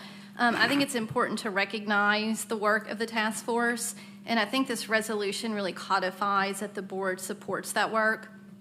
I think having the board stamp of approval works hand in hand with what Jason is doing in the work that his office will be doing in the future. I think we have an opportunity to be the best and give our students the education they deserve. Just because they have a disability shouldn't mean they should have a disadvantage, especially for our students. So I just wanted to kind of walk through the 4 action items. We broke some of these down of the major topics, and this doesn't include everything in the plan, so this just kind of gives a broader overview of those points. So the first action establishes the clear guidelines and communication for all staff. Number 2, the second action item, equip staff with the needed resources, and this would include the necessity to bring in an outsider to support KCS in crafting the best practices, just as Mr. Myers had mentioned. The third action is how we are going to approach lawsuits by employing those best practices. And 4 basically establishes a council to help ensure that Knox County is completing those goals. So that's kind of an overview of those 4 action items in the resolution. Ms. Bite? Thank you. I really appreciate the work that you did on this, and the work that the task force did on this, and the superintendent, and just everyone that is involved in this entire process. Some of my questions are that I've got the framework that Jason had put together in his slides, and I was curious if this might need to, because I see that, it's success for every student, and then also mentioning special education, but then in his framework, special education with the task force is just 504 and IEP. Is there any idea of potentially including like all of these groups, RTI and ELL, and then potentially families that do not yet have a 504 and IEP, or something like that? Because I think that that's one of the things that we are addressing, and I think that you're also addressing with this, is that those people that have kind of been identified or not yet identified, and making sure that they are also included in this. I see this resolution as kind of being the broader scope of that, and then the plan. This is basically, hey, we support the task force recommendations and we want to implement those, and directing the superintendent in whatever that looks like to implement that plan. Okay.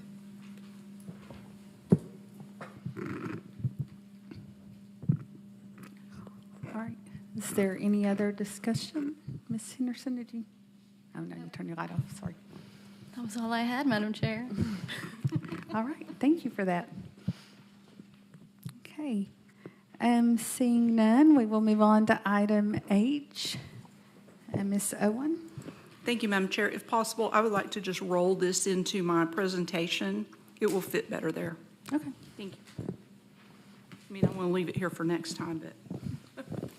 That works. And item I. It's always a fun topic. Discussion on that? All right.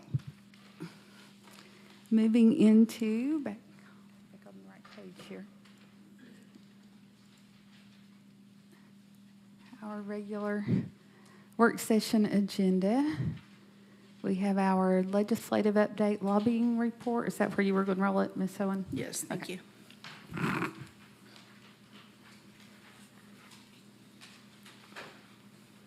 Great. Thank you, Heath. All right. Last month, I shared the bills that TSBA presented to us during the Summer Legal and Legislative Institute. In years past, we've also had an extensive report from class regarding all of the significant bills that were considered during session. But since you've had those in your email every week, I won't plan to go over those unless members have specific questions. Also, in years past, there have been a lot of questions regarding what was actually done during session by those who were advocating for us. And since that was not covered in your weekly updates, I'd like to share some of that with you now.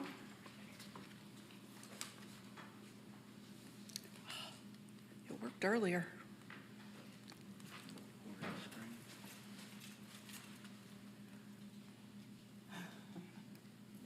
Thank you. Had to be on. So I'd like to talk about to lobby or advocate, our board responsibilities, my responsibilities, TSBA's role, and the call for resolutions. While we often try to keep from using a disliked word, in some cases it just isn't reasonable, and lobbying is one of those words that sometimes people don't like.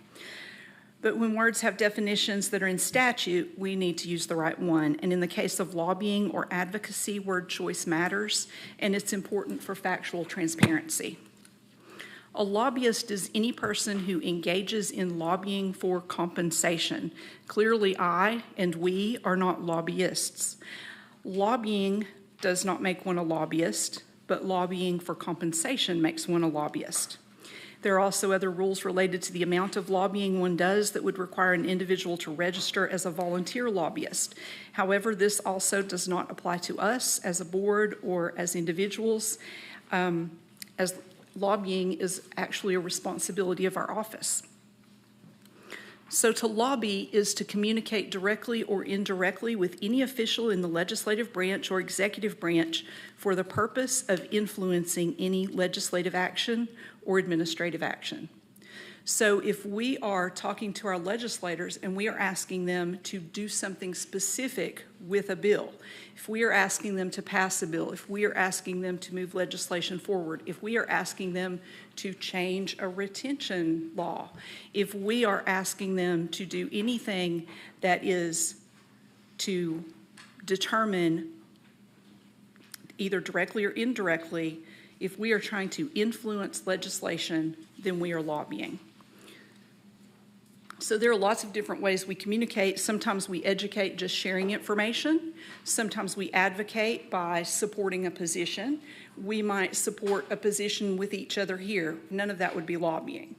So lobbying is only when we're influencing legislation. So it's important that we use that term when that's what we're actually doing. Last year, Channel 5 in Nashville did a little study, and what they found is that there are 61 lobbyists right now who are working specifically to privatize public schools. They are working specifically against us, basically. There are 17 public ed lobbyists. And of course, it is in the interests of the people with the top number to keep the bottom number low. There are organizations spending millions of dollars to keep that bottom number low. The fewer lobbyists we have working for public education, the easier it is for profiteering organizations to work against public education. The longer we go without a qualified lobbyist, the longer we continue to do a disservice to our students. One board member cannot do the work of a qualified lobbyist, but more importantly, one board member cannot do the lobbying of 9 board members and our district administration. We all need to be doing that work. It is imperative that we are all doing that work. But especially if we don't have a qualified lobbyist, if we never put out that RFP for a lobbyist, it is absolutely urgent that we do that work. If we take a look at Board Policy B241, School Board Legislative Involvement, this policy has been around a long time, and it says that the board will work for the passage of new laws designed to advance the cause of improving education and for the repeal or modification of existing laws and the defeat of proposed laws that impede this cause. That's lobbying. A larger piece of that policy is on the next page, and if you'd like to look at the whole policy, it's under your packet. All of these things are lobbying. So the next piece of that policy is the duties of the legislative representative. So whoever the legislative representative is needs to ensure that this advocacy and lobbying, that it is a year-round effort, that it's happening all the time. The specific responsibilities are here, and each year we've had questions about what our lobbyists have done and how their tasks were carried out. At the same time, some of our board members have said they don't want to hear all that information, and this conflicting message made it really difficult for our lobbyists to meet our expectations. While I'm not a lobbyist, obviously, I have been the only person consistently representing our interests in Nashville, so I want to be sure that you're adequately informed of what I have done and why one board member cannot reasonably be expected to be the only one advocating and lobbying for Knox County Schools and the board in Nashville. So let's look at the first part of my responsibilities, ensuring that advocacy is a year-round effort. There were 2 failures on my part that I want to be accountable for. One was in assuming that executive committee members were reading the legislative update emails. but also in using passive language to communicate my willingness to give updates in May, June, and July, rather than directly submitting the items to the agenda. I felt like items were being pushed off, but I don't believe it was actually understood that regular updates were expected. I think we corrected this last month by adding a placeholder to each agenda. I might also clarify that during the legislative session, the legislative representative should be very able to give an update at any time. I certainly wouldn't be able to give a formal presentation immediately, but if you wake me up in the middle of the night and ask me for a legislative update between February and April, I can give you a legislative update because it is constantly changing. So if we look back at the board responsibilities for a minute, look at that first one. The board shall stay informed of pending legislation and actively communicate its concerns and make its position known to the elected representatives at both the state and national level. If the person who is your legislative liaison is not actively and consistently helping you to stay fully informed, please ask for additional information.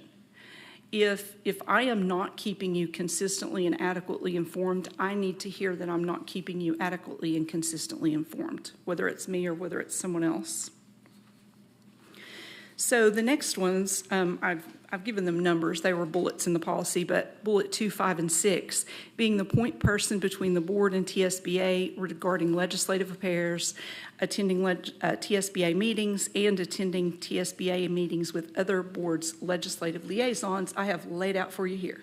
So these are the meetings that I attended as the legislative liaison. Some of them were webinars, some of them were in person, but this is just a listing. While there were 7 monthly meetings with our TSBA government relations people, it's a far cry from the weekly meetings we had with both board and administration when we had a person who was working for our needs. So we went from weekly meetings last year to monthly meetings this year, which meant that I had to do a lot more of the legwork to go out and find that information and bring it back to us. TSBA is representing the agreed interests of all the school boards in the state, and this can leave the interests of larger districts behind. To illustrate this point, I'd like you to think about something that we talked about at our September area meeting. If we are looking at special school districts, for instance, there is a county that has 5 different special school districts in that one county. That county, because of their so many special districts, they have 37 board members. Those 37 board members represent fewer than 5,000 students. And so their needs are exponentially covered. And when we look across the state, there are many counties that are in similar situations. In that particular county, they have a school board member for every 122 students, where we have 1 for every 6,500. So while our students across the state are going to have some similar needs, our district deserves our own professional working for our students. The third bullet was providing updates to the board during the legislative session, and here are the dates that I provided updates to you.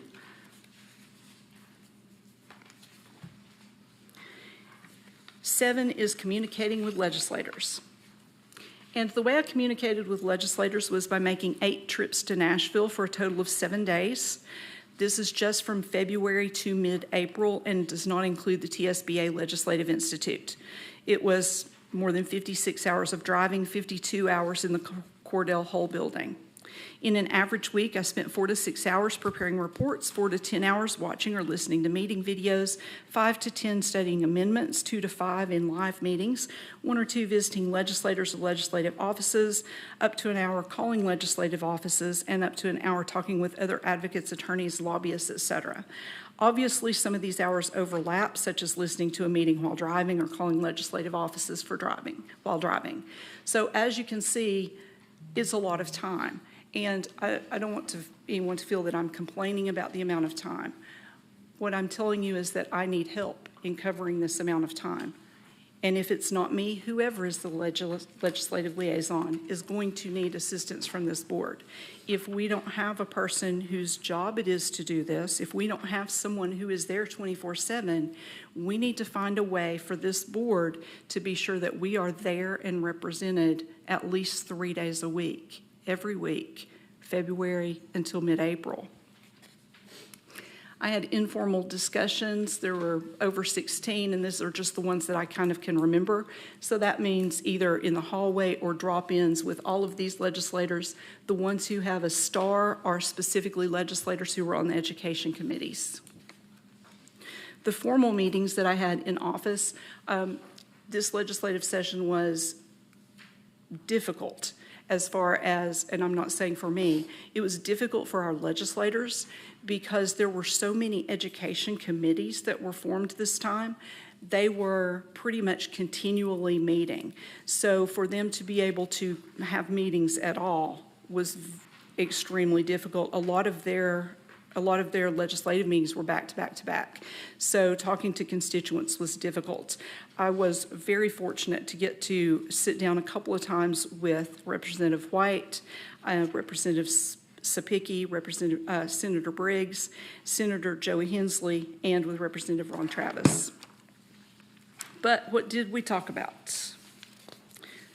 We talked about this. And this is all we could talk about, because this is all that I am able to talk about.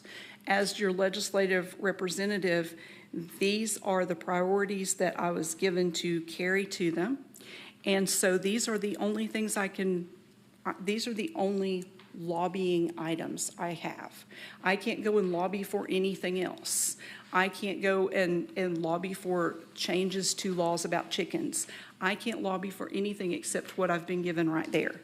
So I think that's important for us to understand, is that when I email and I give you an update and I say, hey, here's this amendment that we don't have a position on, but you might find it concerning, or you might find something that you want to support in this, I'm not saying that I am going to them with that. That's me giving that to you. So that would be completely different. So when I do that, that is just for you. That's not something I'm discussing with those legislators. The only thing I am lobbying is this right here, nothing more. I might ask them questions so that I can bring those answers back to you. An example would be, we don't have a legislative priority regarding the zero tolerance law that changed. But I could go and ask about that and say, how is this going to work? Can the superintendent still override this? I can ask those questions and bring those back to you, but I can't go and say, I like this or I don't like this and we're not going to have it. These are the only things that I can discuss with them. So the last thing to talk about is looking at our third grade retention. Last time we talked about the call for resolutions from TSBA. The deadline is September 19th. And when we met, was it last week? Did we meet last week with them? I talked to Emily Warren last Tuesday. I talked to Emily Warren after, and she said they have 0 resolutions so far regarding retention. So no other boards have submitted anything at this point, which is, maybe they're just waiting till the deadline too, or maybe their meetings may be later than ours. But if they have nothing, I think we need to seriously consider that on Thursday. I don't think we need to make any changes to what we have right now. I think everything that we have already put into it covers everything. It covers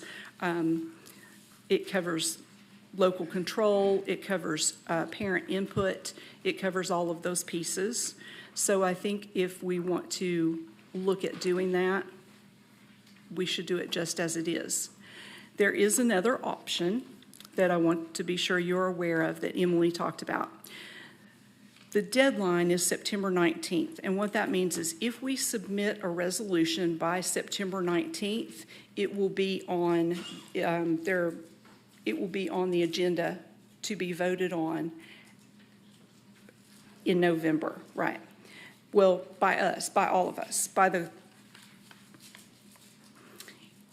we can submit it after September 19th. If we submit it after September 19th, then the Board of Directors of TSBA would have to vote on it, on whether it would be on the agenda. I don't imagine that they would vote against it, but we do have that option if we are not prepared to do this right now. If we want to think about it another month, we certainly could. We could put it off until October, but if folks feel like we want to do that, if we feel like we want to be sure that they have that resolution, then we might want to go ahead and do it in September. So if anybody has any feelings there, we can talk about that. Or if you have any other questions, what questions do you have that I can answer? Ms. Spike? Thank you.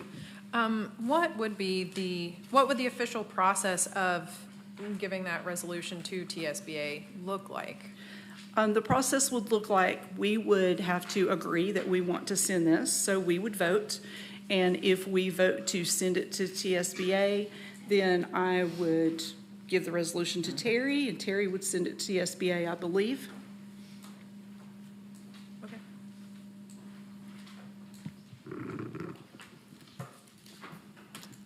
Reverend Butler? Well, I just think thanks are in order. Thank you for all the effort, all the hours and everything you've done. And also, I guess they say confession is good for the soul. I just want to say I'm sorry I didn't read everything you sent me. And it was a lot. But what I was able to read it and take in, it was very helpful in understanding where we are in education and why it's so important for us to stay plugged in legislatively. So thank you for your efforts. Thank you. Mr. Watson? Thank you, Madam Chair. Ms. Owen, how long have you been playing that role for the board? I mean, I know it's been the whole time I've been on the board. Thank you. I meant to have a slide. I have been doing it since I came on. Karen Carson did it before I did. And as she went on, I asked to do it when I came in. Something to know about that is that now that we're having meetings all together again, what I've found is that very few legislative reps have done it more than 1 year. Most of them are brand new. Yep. Well, thank you. I mean, it is a lot of time. I know I would not do it nearly as well as you, but I do agree that we all need to be supporting the work. I'm going back to earlier, you made the comment about procurement of a lobbyist. I know when we had discussed all of that last year, I guess, that was a conversation. And I'm assuming that's something that the action of a specific board member would need to take. It might be good for us to get some information from procurement on what that specific process would look like related to a lobbyist. I'm sure it might look a little bit different than other types of positions maybe that we would fill, but I think it would be good if we could get some information from procurement. I'm sure we're not going to suspend the rules on that one, so I'm just kidding. But, yeah, I don't see that happening. Yeah. I would like the information that we would need to be able to take action on that item if that's something we want to do. All right, we can do that. Thank you. Ms. Owen? I was just going to say, I think procurement could do that pretty easily because they have done that for county government.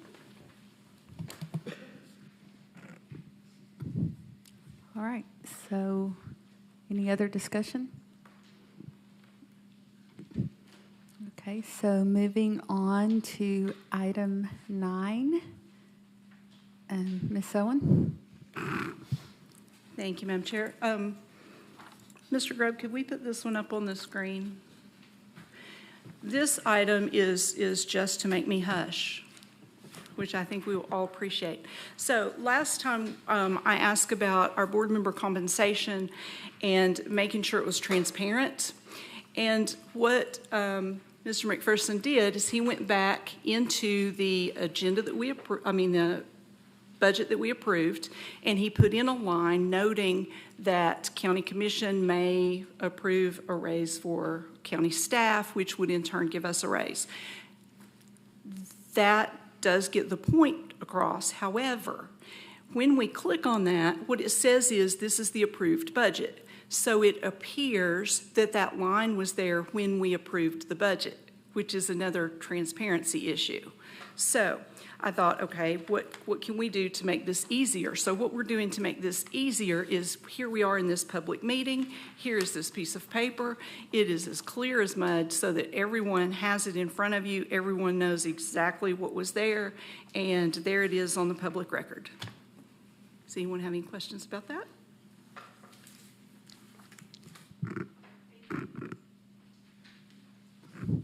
So any other questions or discussions on that item?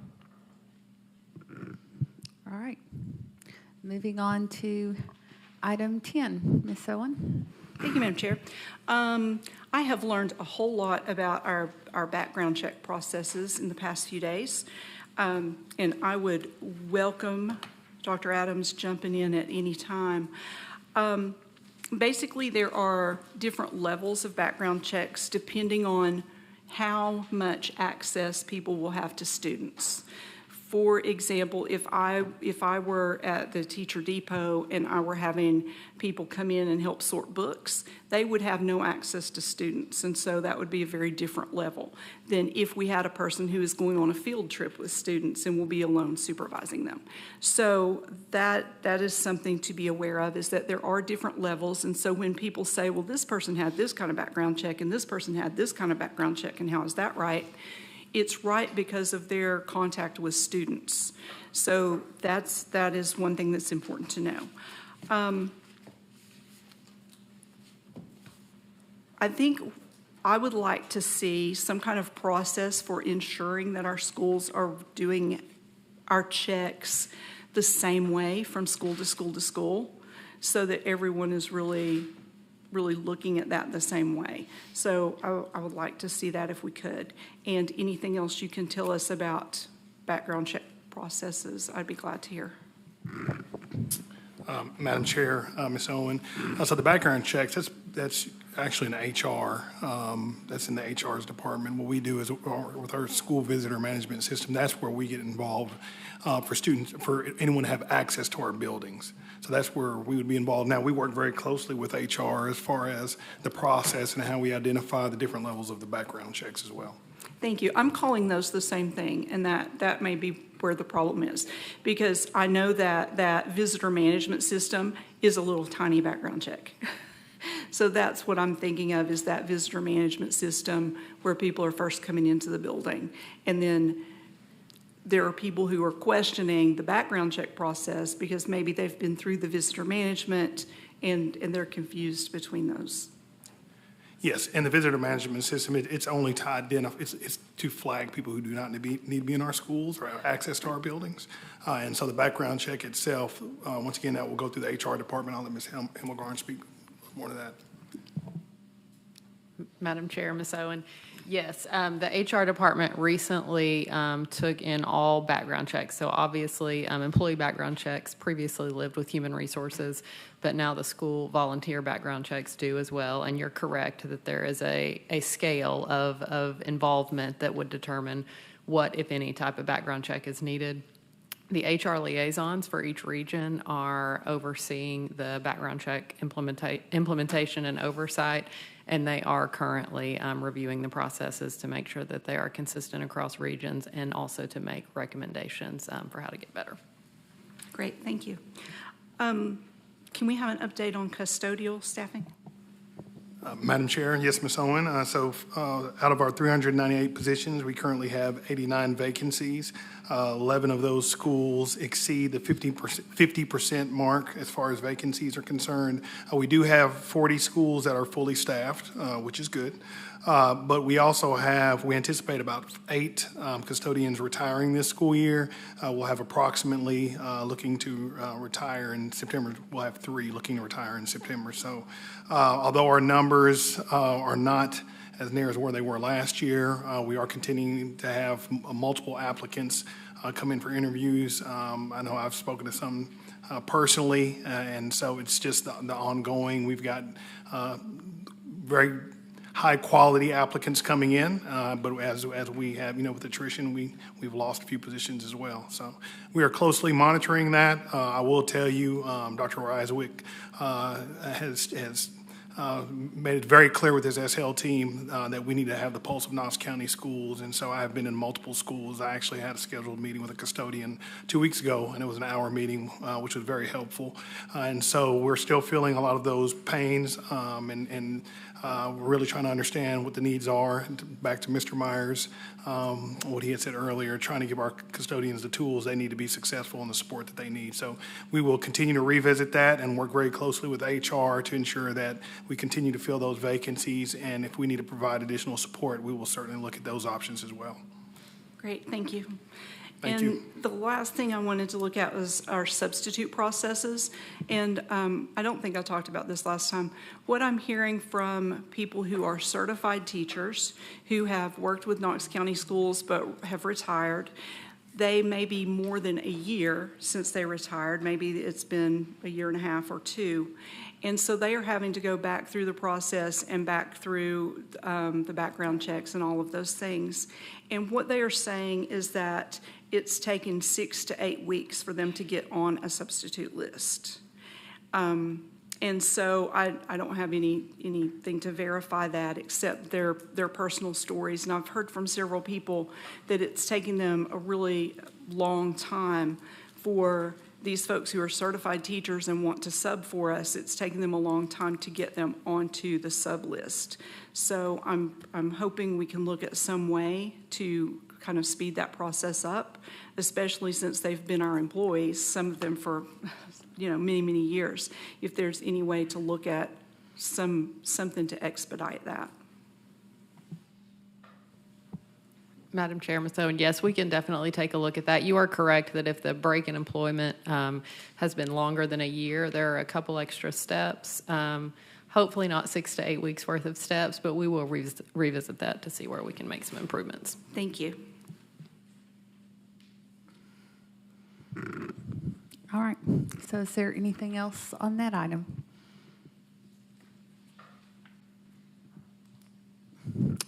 All right. So moving on to public forum. Ms. Henderson? Yes, thank you, Madam Chair. First up, Courtney Piper. Oh, wait. Oh, sorry. We have 9. Do you want to take a 5-minute break? Does anyone want to take a break? Does anyone need a 5-minute break? Okay. No? Okay. Courtney? Welcome. Thank you. Okay, gotta make sure I have the right glasses on. My name is Courtney Piper. I'm a resident of Knox County, also a member of the Special Education Task Force. When I accepted the superintendent's appointment to the task force, I was optimistic, but I didn't know what to expect. I think most of my fellow task force members felt the same way.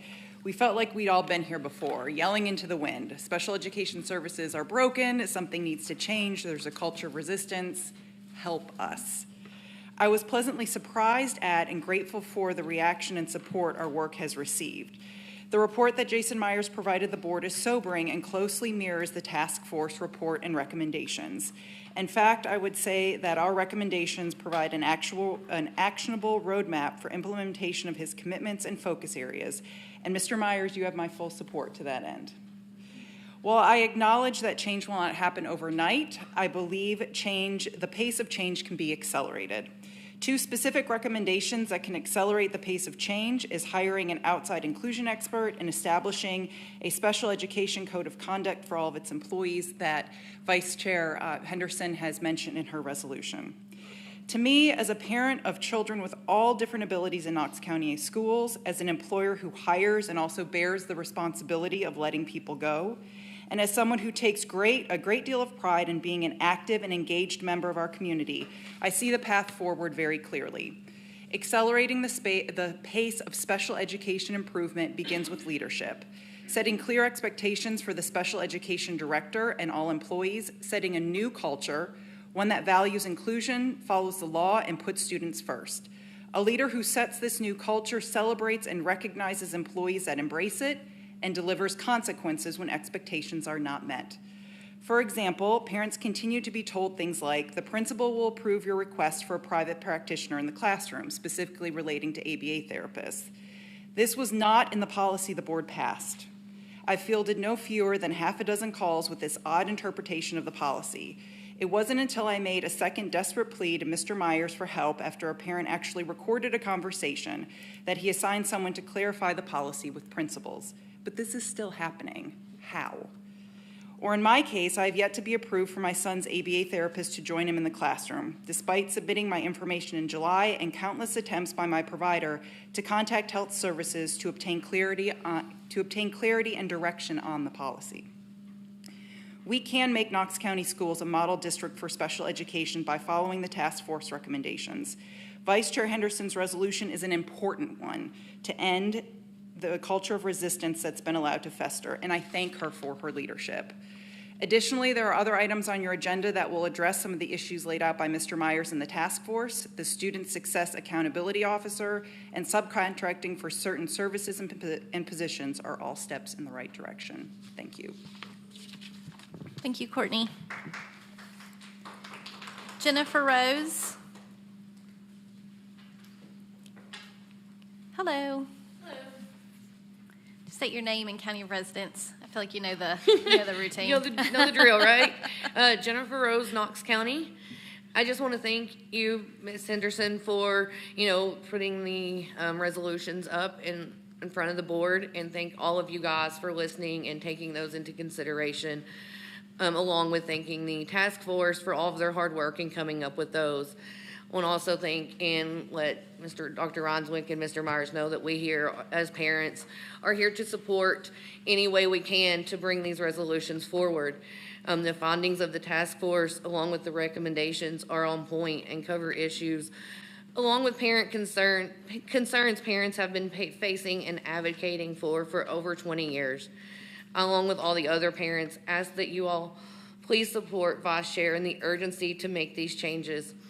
As Ms. Courtney said, we know they can't happen overnight, but if we all work together, collaborate, and come together as one, we can make them happen faster. Putting our kids first is the top priority for everyone. We don't want to have to fight. We don't want to go to IEP meetings and continuously fight. We'll tell you firsthand, me and my husband have been fighting since our son started school 3 years ago. We are over a month into school. I couldn't tell you who my child's special education teacher is. They've not reached out one time. We've encountered issues. His nurse was out one day and he did not get his medication at school. To no fault of her own, it was the sub-nurse, but not trained, not knowing what needed to be done. Fortunately, with the medication he's on, that can be very detrimental to him. We continuously face medical issues that we shouldn't be facing or even having to worry about. Our children need to be safe at school. We need to entrust those. My son throws a fit not wanting to go to school because he doesn't want to deal with his special education teacher when she comes in, because all he reports is that she's mean and yells. So I've asked, and told him just to tell his teacher, because his teacher is absolutely wonderful. His general education teacher is. And that's where he's at. But we're here to help. We want to support. We don't want to fight. So I just urge that we put the urgency in this. Let us be a part of this. And by bringing in an outside source to look at everything would be the best beneficial way to go about it, and along with bringing in the parents. Thank you, guys. Thank you. Michelle. I saw you back there. Welcome. Just state your name and county of residence in 3 minutes. Hi, my name is Michelle Meehan, and I'm a resident of Knox County. My son Max is a second grader, and he has Down syndrome, and he's eligible for special education services under developmental delay. I'm here tonight to comment and thank Mrs. Henderson for her resolution to make Knox County Schools a model district for excellence in special education, which I think is a lofty task, but a very important one that will demand proper implementation. I spoke at the last Board of Education meeting directly about the task force recommendation number 2, bringing in an expert in inclusion, and providing the teachers and administrators with the support and resources they need. I have read Mrs. Henderson's resolution a few too many times, and I'm wondering if line item 2, which says identify opportunities to make success for every student a priority, does this item number include the crucial recommendation of bringing in an outside inclusion expert to help correct the path forward? I believe that an outside inclusive schooling expert can and will address all of the other recommendations made by the task force. If so, can the resolution be amended to clearly define bringing in an outside inclusion expert, a timeline for hiring the contractors, and a timeline for when they start? Children with intellectual disabilities are already behind. They will not be best served if this recommendation is delayed. I think many of you board members have seen that we SPED parents have been organizing to bring these recommendations to the attention of all KCS SPED parents in our Force Facebook group. We all have our niche and passion when it comes to our children's education. And if you ask my friends, my wheelhouse would be inclusion and modifications. I'm extremely passionate about both, but mostly inclusion. When our son was diagnosed at birth with Down syndrome, my husband and I made a promise to our baby boy that we would provide him with a full and enriching life, and with all the early interventions and services, that he would break glass ceilings. And in the disability world, showing people that his worth should not be measured by his disability, but rather by his ability. My son is fully included in the general education setting with a one-to-one aid, modified content, and minimal pullout, which is a rarity in this district. I think about 10 to 20 students who hired an advocate or a lawyer got this. I have been a stay-at-home mom for 12 years now, and all my children are in school. I devote an unfortunate amount of time to make sure his IEP is properly implemented. I know I am extremely fortunate to have this time to be able to do this. However, there are a handful of other opportunities I would love to pursue. And many families have two parents working outside the home, and they simply don't have this time. The problem is deep within the KCS SPED department, and I believe it is unrealistic to ask them to fix the problems outside their own ability to change. What would you do if this was your child? Thank you. Thank you. Laura Hoffer. Laura? Hello. Just state your name, county of residence, and you have 3 minutes. Laura Hoffer from Knox County, and my son has had an IEP since he first began preschool at age 3 in Knox County schools. He is now in 4th grade. I'm here today to ask you to adopt the Special Education Task Force recommendations, which are spectacular and long overdue. My son was born very premature with significant health issues and today has over 20 disabilities and diagnoses on his medical profile. Medically and educationally, he has been through a lot. My son's IEP is serviced in his least restrictive environment of the general education classroom, and he is proof that inclusion works. He is a happy student, a gifted reader, and last year he won his 3rd grade class spelling bee. However, there have also been many challenges. As one example, my husband and I just spent the last full year advocating for our son's specific learning disorder in math to be recognized on his IEP. Last September, we attended our son's annual meeting with 2 private evaluations indicating his learning disorder in math, which the school declined to recognize. So we asked the school to conduct its own evaluation. After many months, they came back again claiming he did not have a learning disorder in math. We then asked for an independent education evaluation, the results of which were returned to us on the final day of his 3rd grade year. Took the whole year. Of course, those results indicated our son does indeed have a learning disorder in math. We then waited all summer for the IEP meeting to address it, and though the school just recently agreed to add it as a tertiary eligibility, they told us that no new goals and no new services, supports, or specialized math programming would be added to his IEP to actually help him progress. This, of course, is not our only struggle. It's just the tip of the iceberg. My husband and I are also educators, and we're disappointed for our son, but also for our son's dedicated teachers, who we know want to do the right thing. So the superintendent's appointment of the Special Education Task Force has given us great hope that there are calmer waters ahead for all of us. The recommendations made by the task force provide an accurate overview of the parts of the KCS ship that need repair. Recommendation number 1 is a good suggestion, asking for a new code of conduct to steer administration and teachers towards saying yes rather than no when asked to meet students' needs. Recommendation number 2 is a good suggestion, asking for an external expert in inclusion and structural reforms to provide advice on issues such as resourcing needs, so that teachers have the necessary support after giving students that yes. I encourage you to adopt these recommendations in full. Thank you. Thank you. Tiffany Matthews. Is Tiffany? Oh, there you are. Hello. Just state your name and county residence, please. Tiffany Matthews, Knox County. Hello again. You might remember me from my previous speech in August.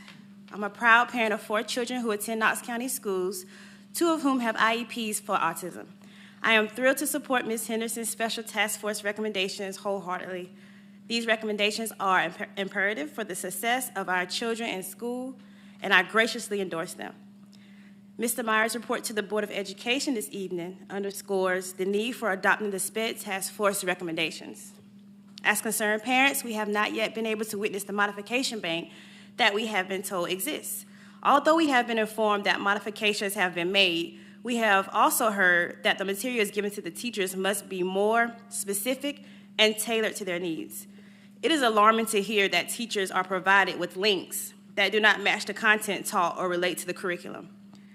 The modification bank needs to be transparent, as we have been told that it exists and teachers have access to it.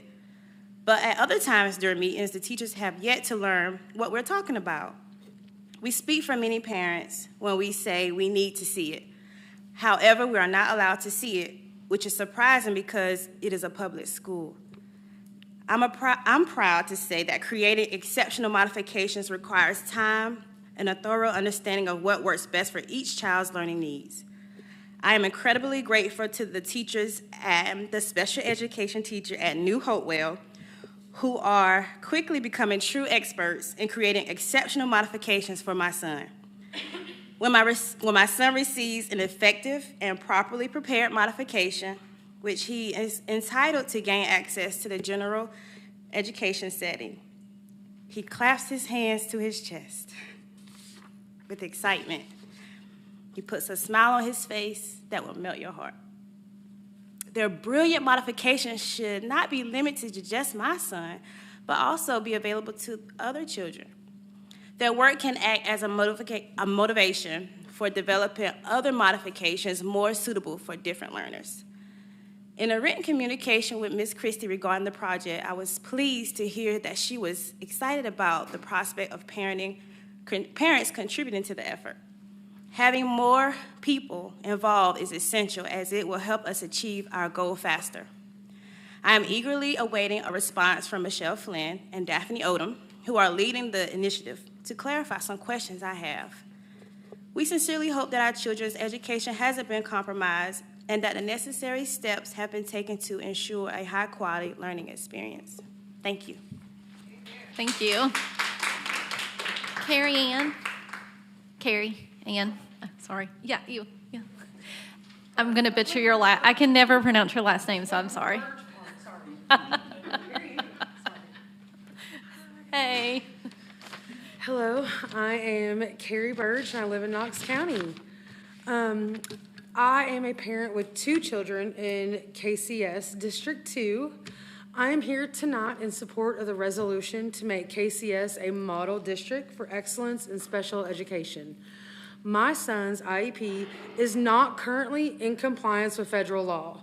My son's IEP has stated that speech therapy would be provided to him once a week. Federal law also states with speech that data or an evaluation is required at least once every 3 years. My son has not had either one since 2017, which was his first and his only evaluation. He was in kindergarten in 2017. Guys, he's in 7th grade. He's in 7th grade now. And Knox County employees have not provided consistent speech therapy to my son in the last 5 years. It is my belief if there was more consistency with this type of therapy, that there would not be as many children affected by, say, the 3rd grade retention law. Spoken language provides the foundation for the development of reading and writing. If COVID showed us anything, it was that 1 year of loss can throw our children off course. So if children are receiving the services on a consistent basis, it will only help to increase, say, reading proficiency. Because of these situations, I'm in support of the new job position of someone to oversee and make KCS in compliance with these types of services and other special education laws and policies. Currently, as he said, there were 3 vacant positions for speech providers. 3 vacant positions represents approximately 200 kids that are not receiving speech therapy. That's roughly 200 IEPs not in compliance at this very moment. While working with the task force, I found out that there were lawsuits due to FTI, which is failure to implement. No matter which services it is pertaining to, this is not acceptable anymore. There is a solution to these needs. There is a possibility of subcontracting services from a company that only focuses on these needs and responsibilities of managing it as well. So I encourage the superintendent and the school board to take action now and approve this resolution so that we can actually start providing the best learning environment for every Knox County student. Thank you. Thank you. Melanie Fleury. I have to go after that. Man. This is my first time speaking, so bear with me. I am Melanie Fleury. I'm in Knox County. Is that what I have to say? Yep, you're good. You're good. Okay, I will be speaking tonight on item number 6 from tonight's agenda. First of all, thank you for allowing me, a simple parent, to just speak my mind. Normally we don't have a voice, so it really does mean a lot that you let us come. I'm here to persuade you not only to approve Ms. Henderson's recommendations and resolutions, but to also add a little verbiage. So here's my speech. This is my son, Elijah. He attends Carnes Elementary School in District 6. His gen ed classmates describe him as kind, quiet, and funny.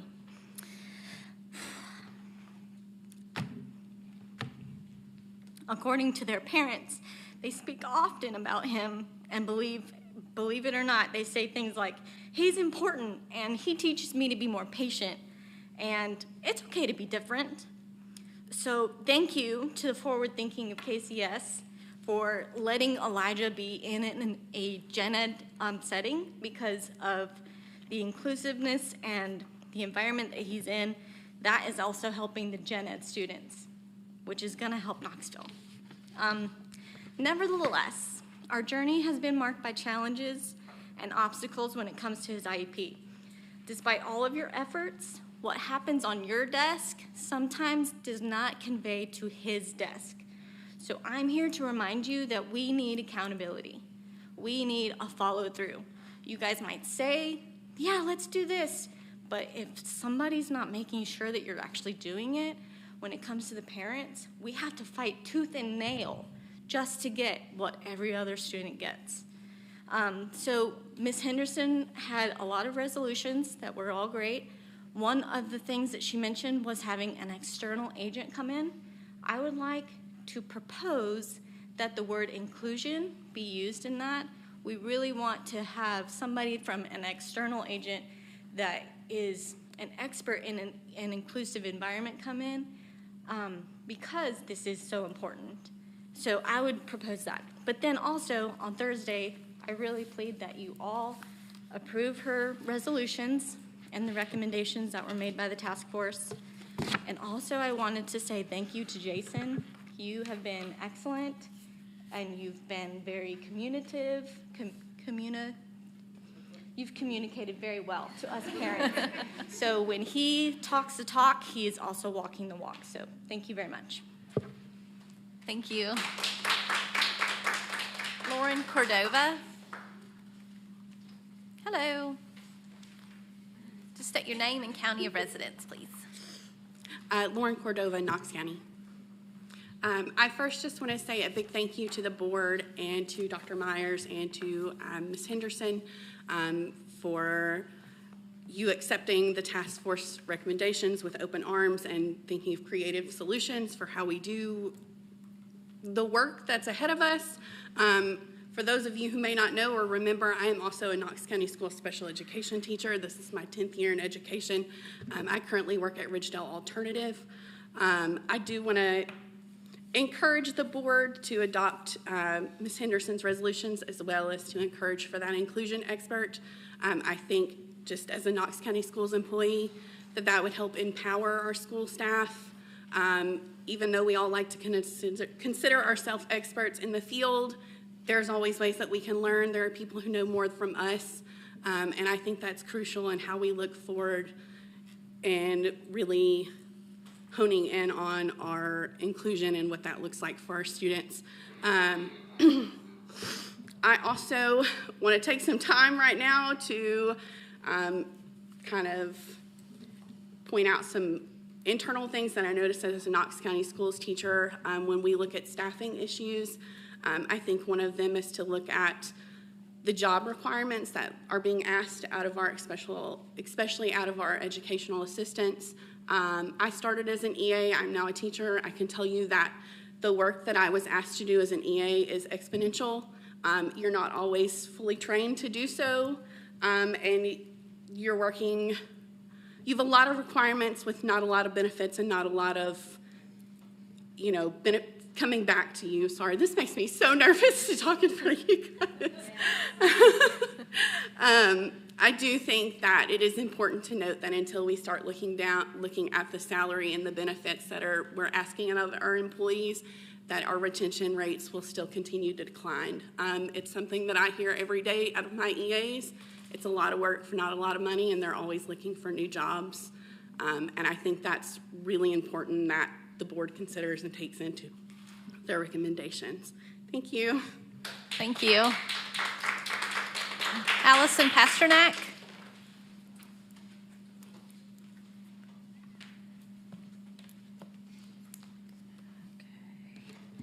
Allison Pasternak, Knox County.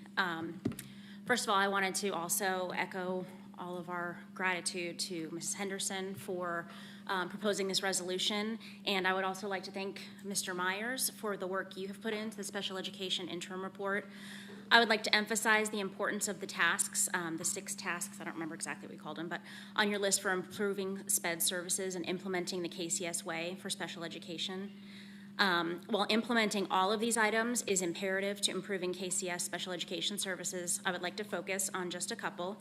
Number 1 being expanding coaching and training. Mr. Myers says that they have established modification resources to enhance inclusion. My son, I'm very happy to report, is now in the general education setting, all but 1 hour a day. He has been receiving modified work. His teachers have worked so hard to modify his lessons to meet the AAD standards, and I greatly appreciate their efforts. But I can say that the student-specific training they had over the summer was insufficient and ineffective. He had no teachers that had worked with him prior to this year in that meeting, and the only person who knew him was a consultant-type position, autism support, who meets with him for about 4.5 hours per year. So unfortunately, despite the hours, I would assume, of work that these teachers have put into modifying my son's work, they were well above his abilities, and that made them inaccessible for him. So, having maybe parents involved or some other people involved that could actually convey the abilities of the student before these teachers spend hours modifying work would be really effective. It also seems that the modification resources that have been mentioned a few times now in these meetings are not as helpful as we would all have hoped. I would encourage the powers that be to reimagine. I'm jumping a little bit, sorry. Going back to the modifications. I have gotten some feedback from teachers that say they are way too broad. Some have looked at me when I've asked about the modification bank. They have no idea what I'm talking about. Or they are just not, they can't transfer what's on the modifications bank to where my son is and what he needs to be learning. So that definitely still needs some work because these teachers are trying so hard. And then as far as the trainings, I'm going to wrap this up quickly, giving the teachers some practical knowledge that they can bring back to their classrooms rather than just legal explanations for what they're required to do would be very helpful. Sometimes they just, they get all this legal information about what they're required to do. They don't know how to apply that, and that's what they really need to help them do these jobs better. So thank you all. Appreciate it. Thank you. Madam Chair, that concludes public forum. Thank you, Ms. Henderson. Moving on to board forum, Ms. Hurdle. Dr. Butler. Ms. Owen. Thank you, Madam Chair. We had a Teacher Supply Depot opening this past Saturday, and also, has it been 2 weeks? Maybe it's been 2 weeks. And we also had an opening for new teachers over the summer. And I just want the board to know that numbers are incomplete right now, but it looks like the Teacher Depot was able to supply our teachers and assistants with around $70,000 worth of supplies. Awesome. That's great. Mr. Watson. Thank you, Madam Chair. I just wanted to take a second to brag on two of the rock stars that we have in our district. Earlier today, I was able to serve on a panel with Introduction Knoxville with Dr. Aaron Phillips and Principal Desiree Jones, moderated by Virginia Babb. It was good to see her. But I will tell you, Dr. Phillips and Desiree absolutely knocked out of the park. They're such great advocates for children in general, but also Knox County schools. We're really, really impressed with them and so thrilled to have Desiree in District 3. So, sorry, District 1, but so. Ms. Henderson. Thank you, Madam Chair. I just want to thank the parents for coming out and speaking tonight, for sharing your journey and sharing your story. I truly do think we're at a turning point to make sure that all of our kids are set up for success. So thank you for being vulnerable and for just fighting for your kids. Ms. Pike. Thank you. Although I think she is not here anymore, I want to offer my deepest and sincerest condolences to Kim and the Credich family. I hope that while I know Ben was not a current Knox County student, that we can look at our parent responsibility zones. I live in Sequoia Hills, and I often watch parents walk their elementary-age children across Kingston Pike. I watch high school students ride their bike across Kingston Pike over to West High School. I get regular calls from parents at A.L. Lotz, West Hills Elementary. I'm very thankful that we have some crossing guards provided by KPD.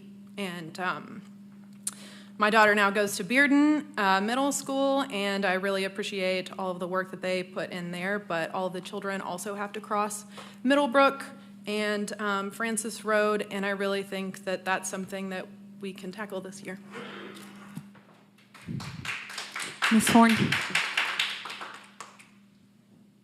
Mr. Triplett.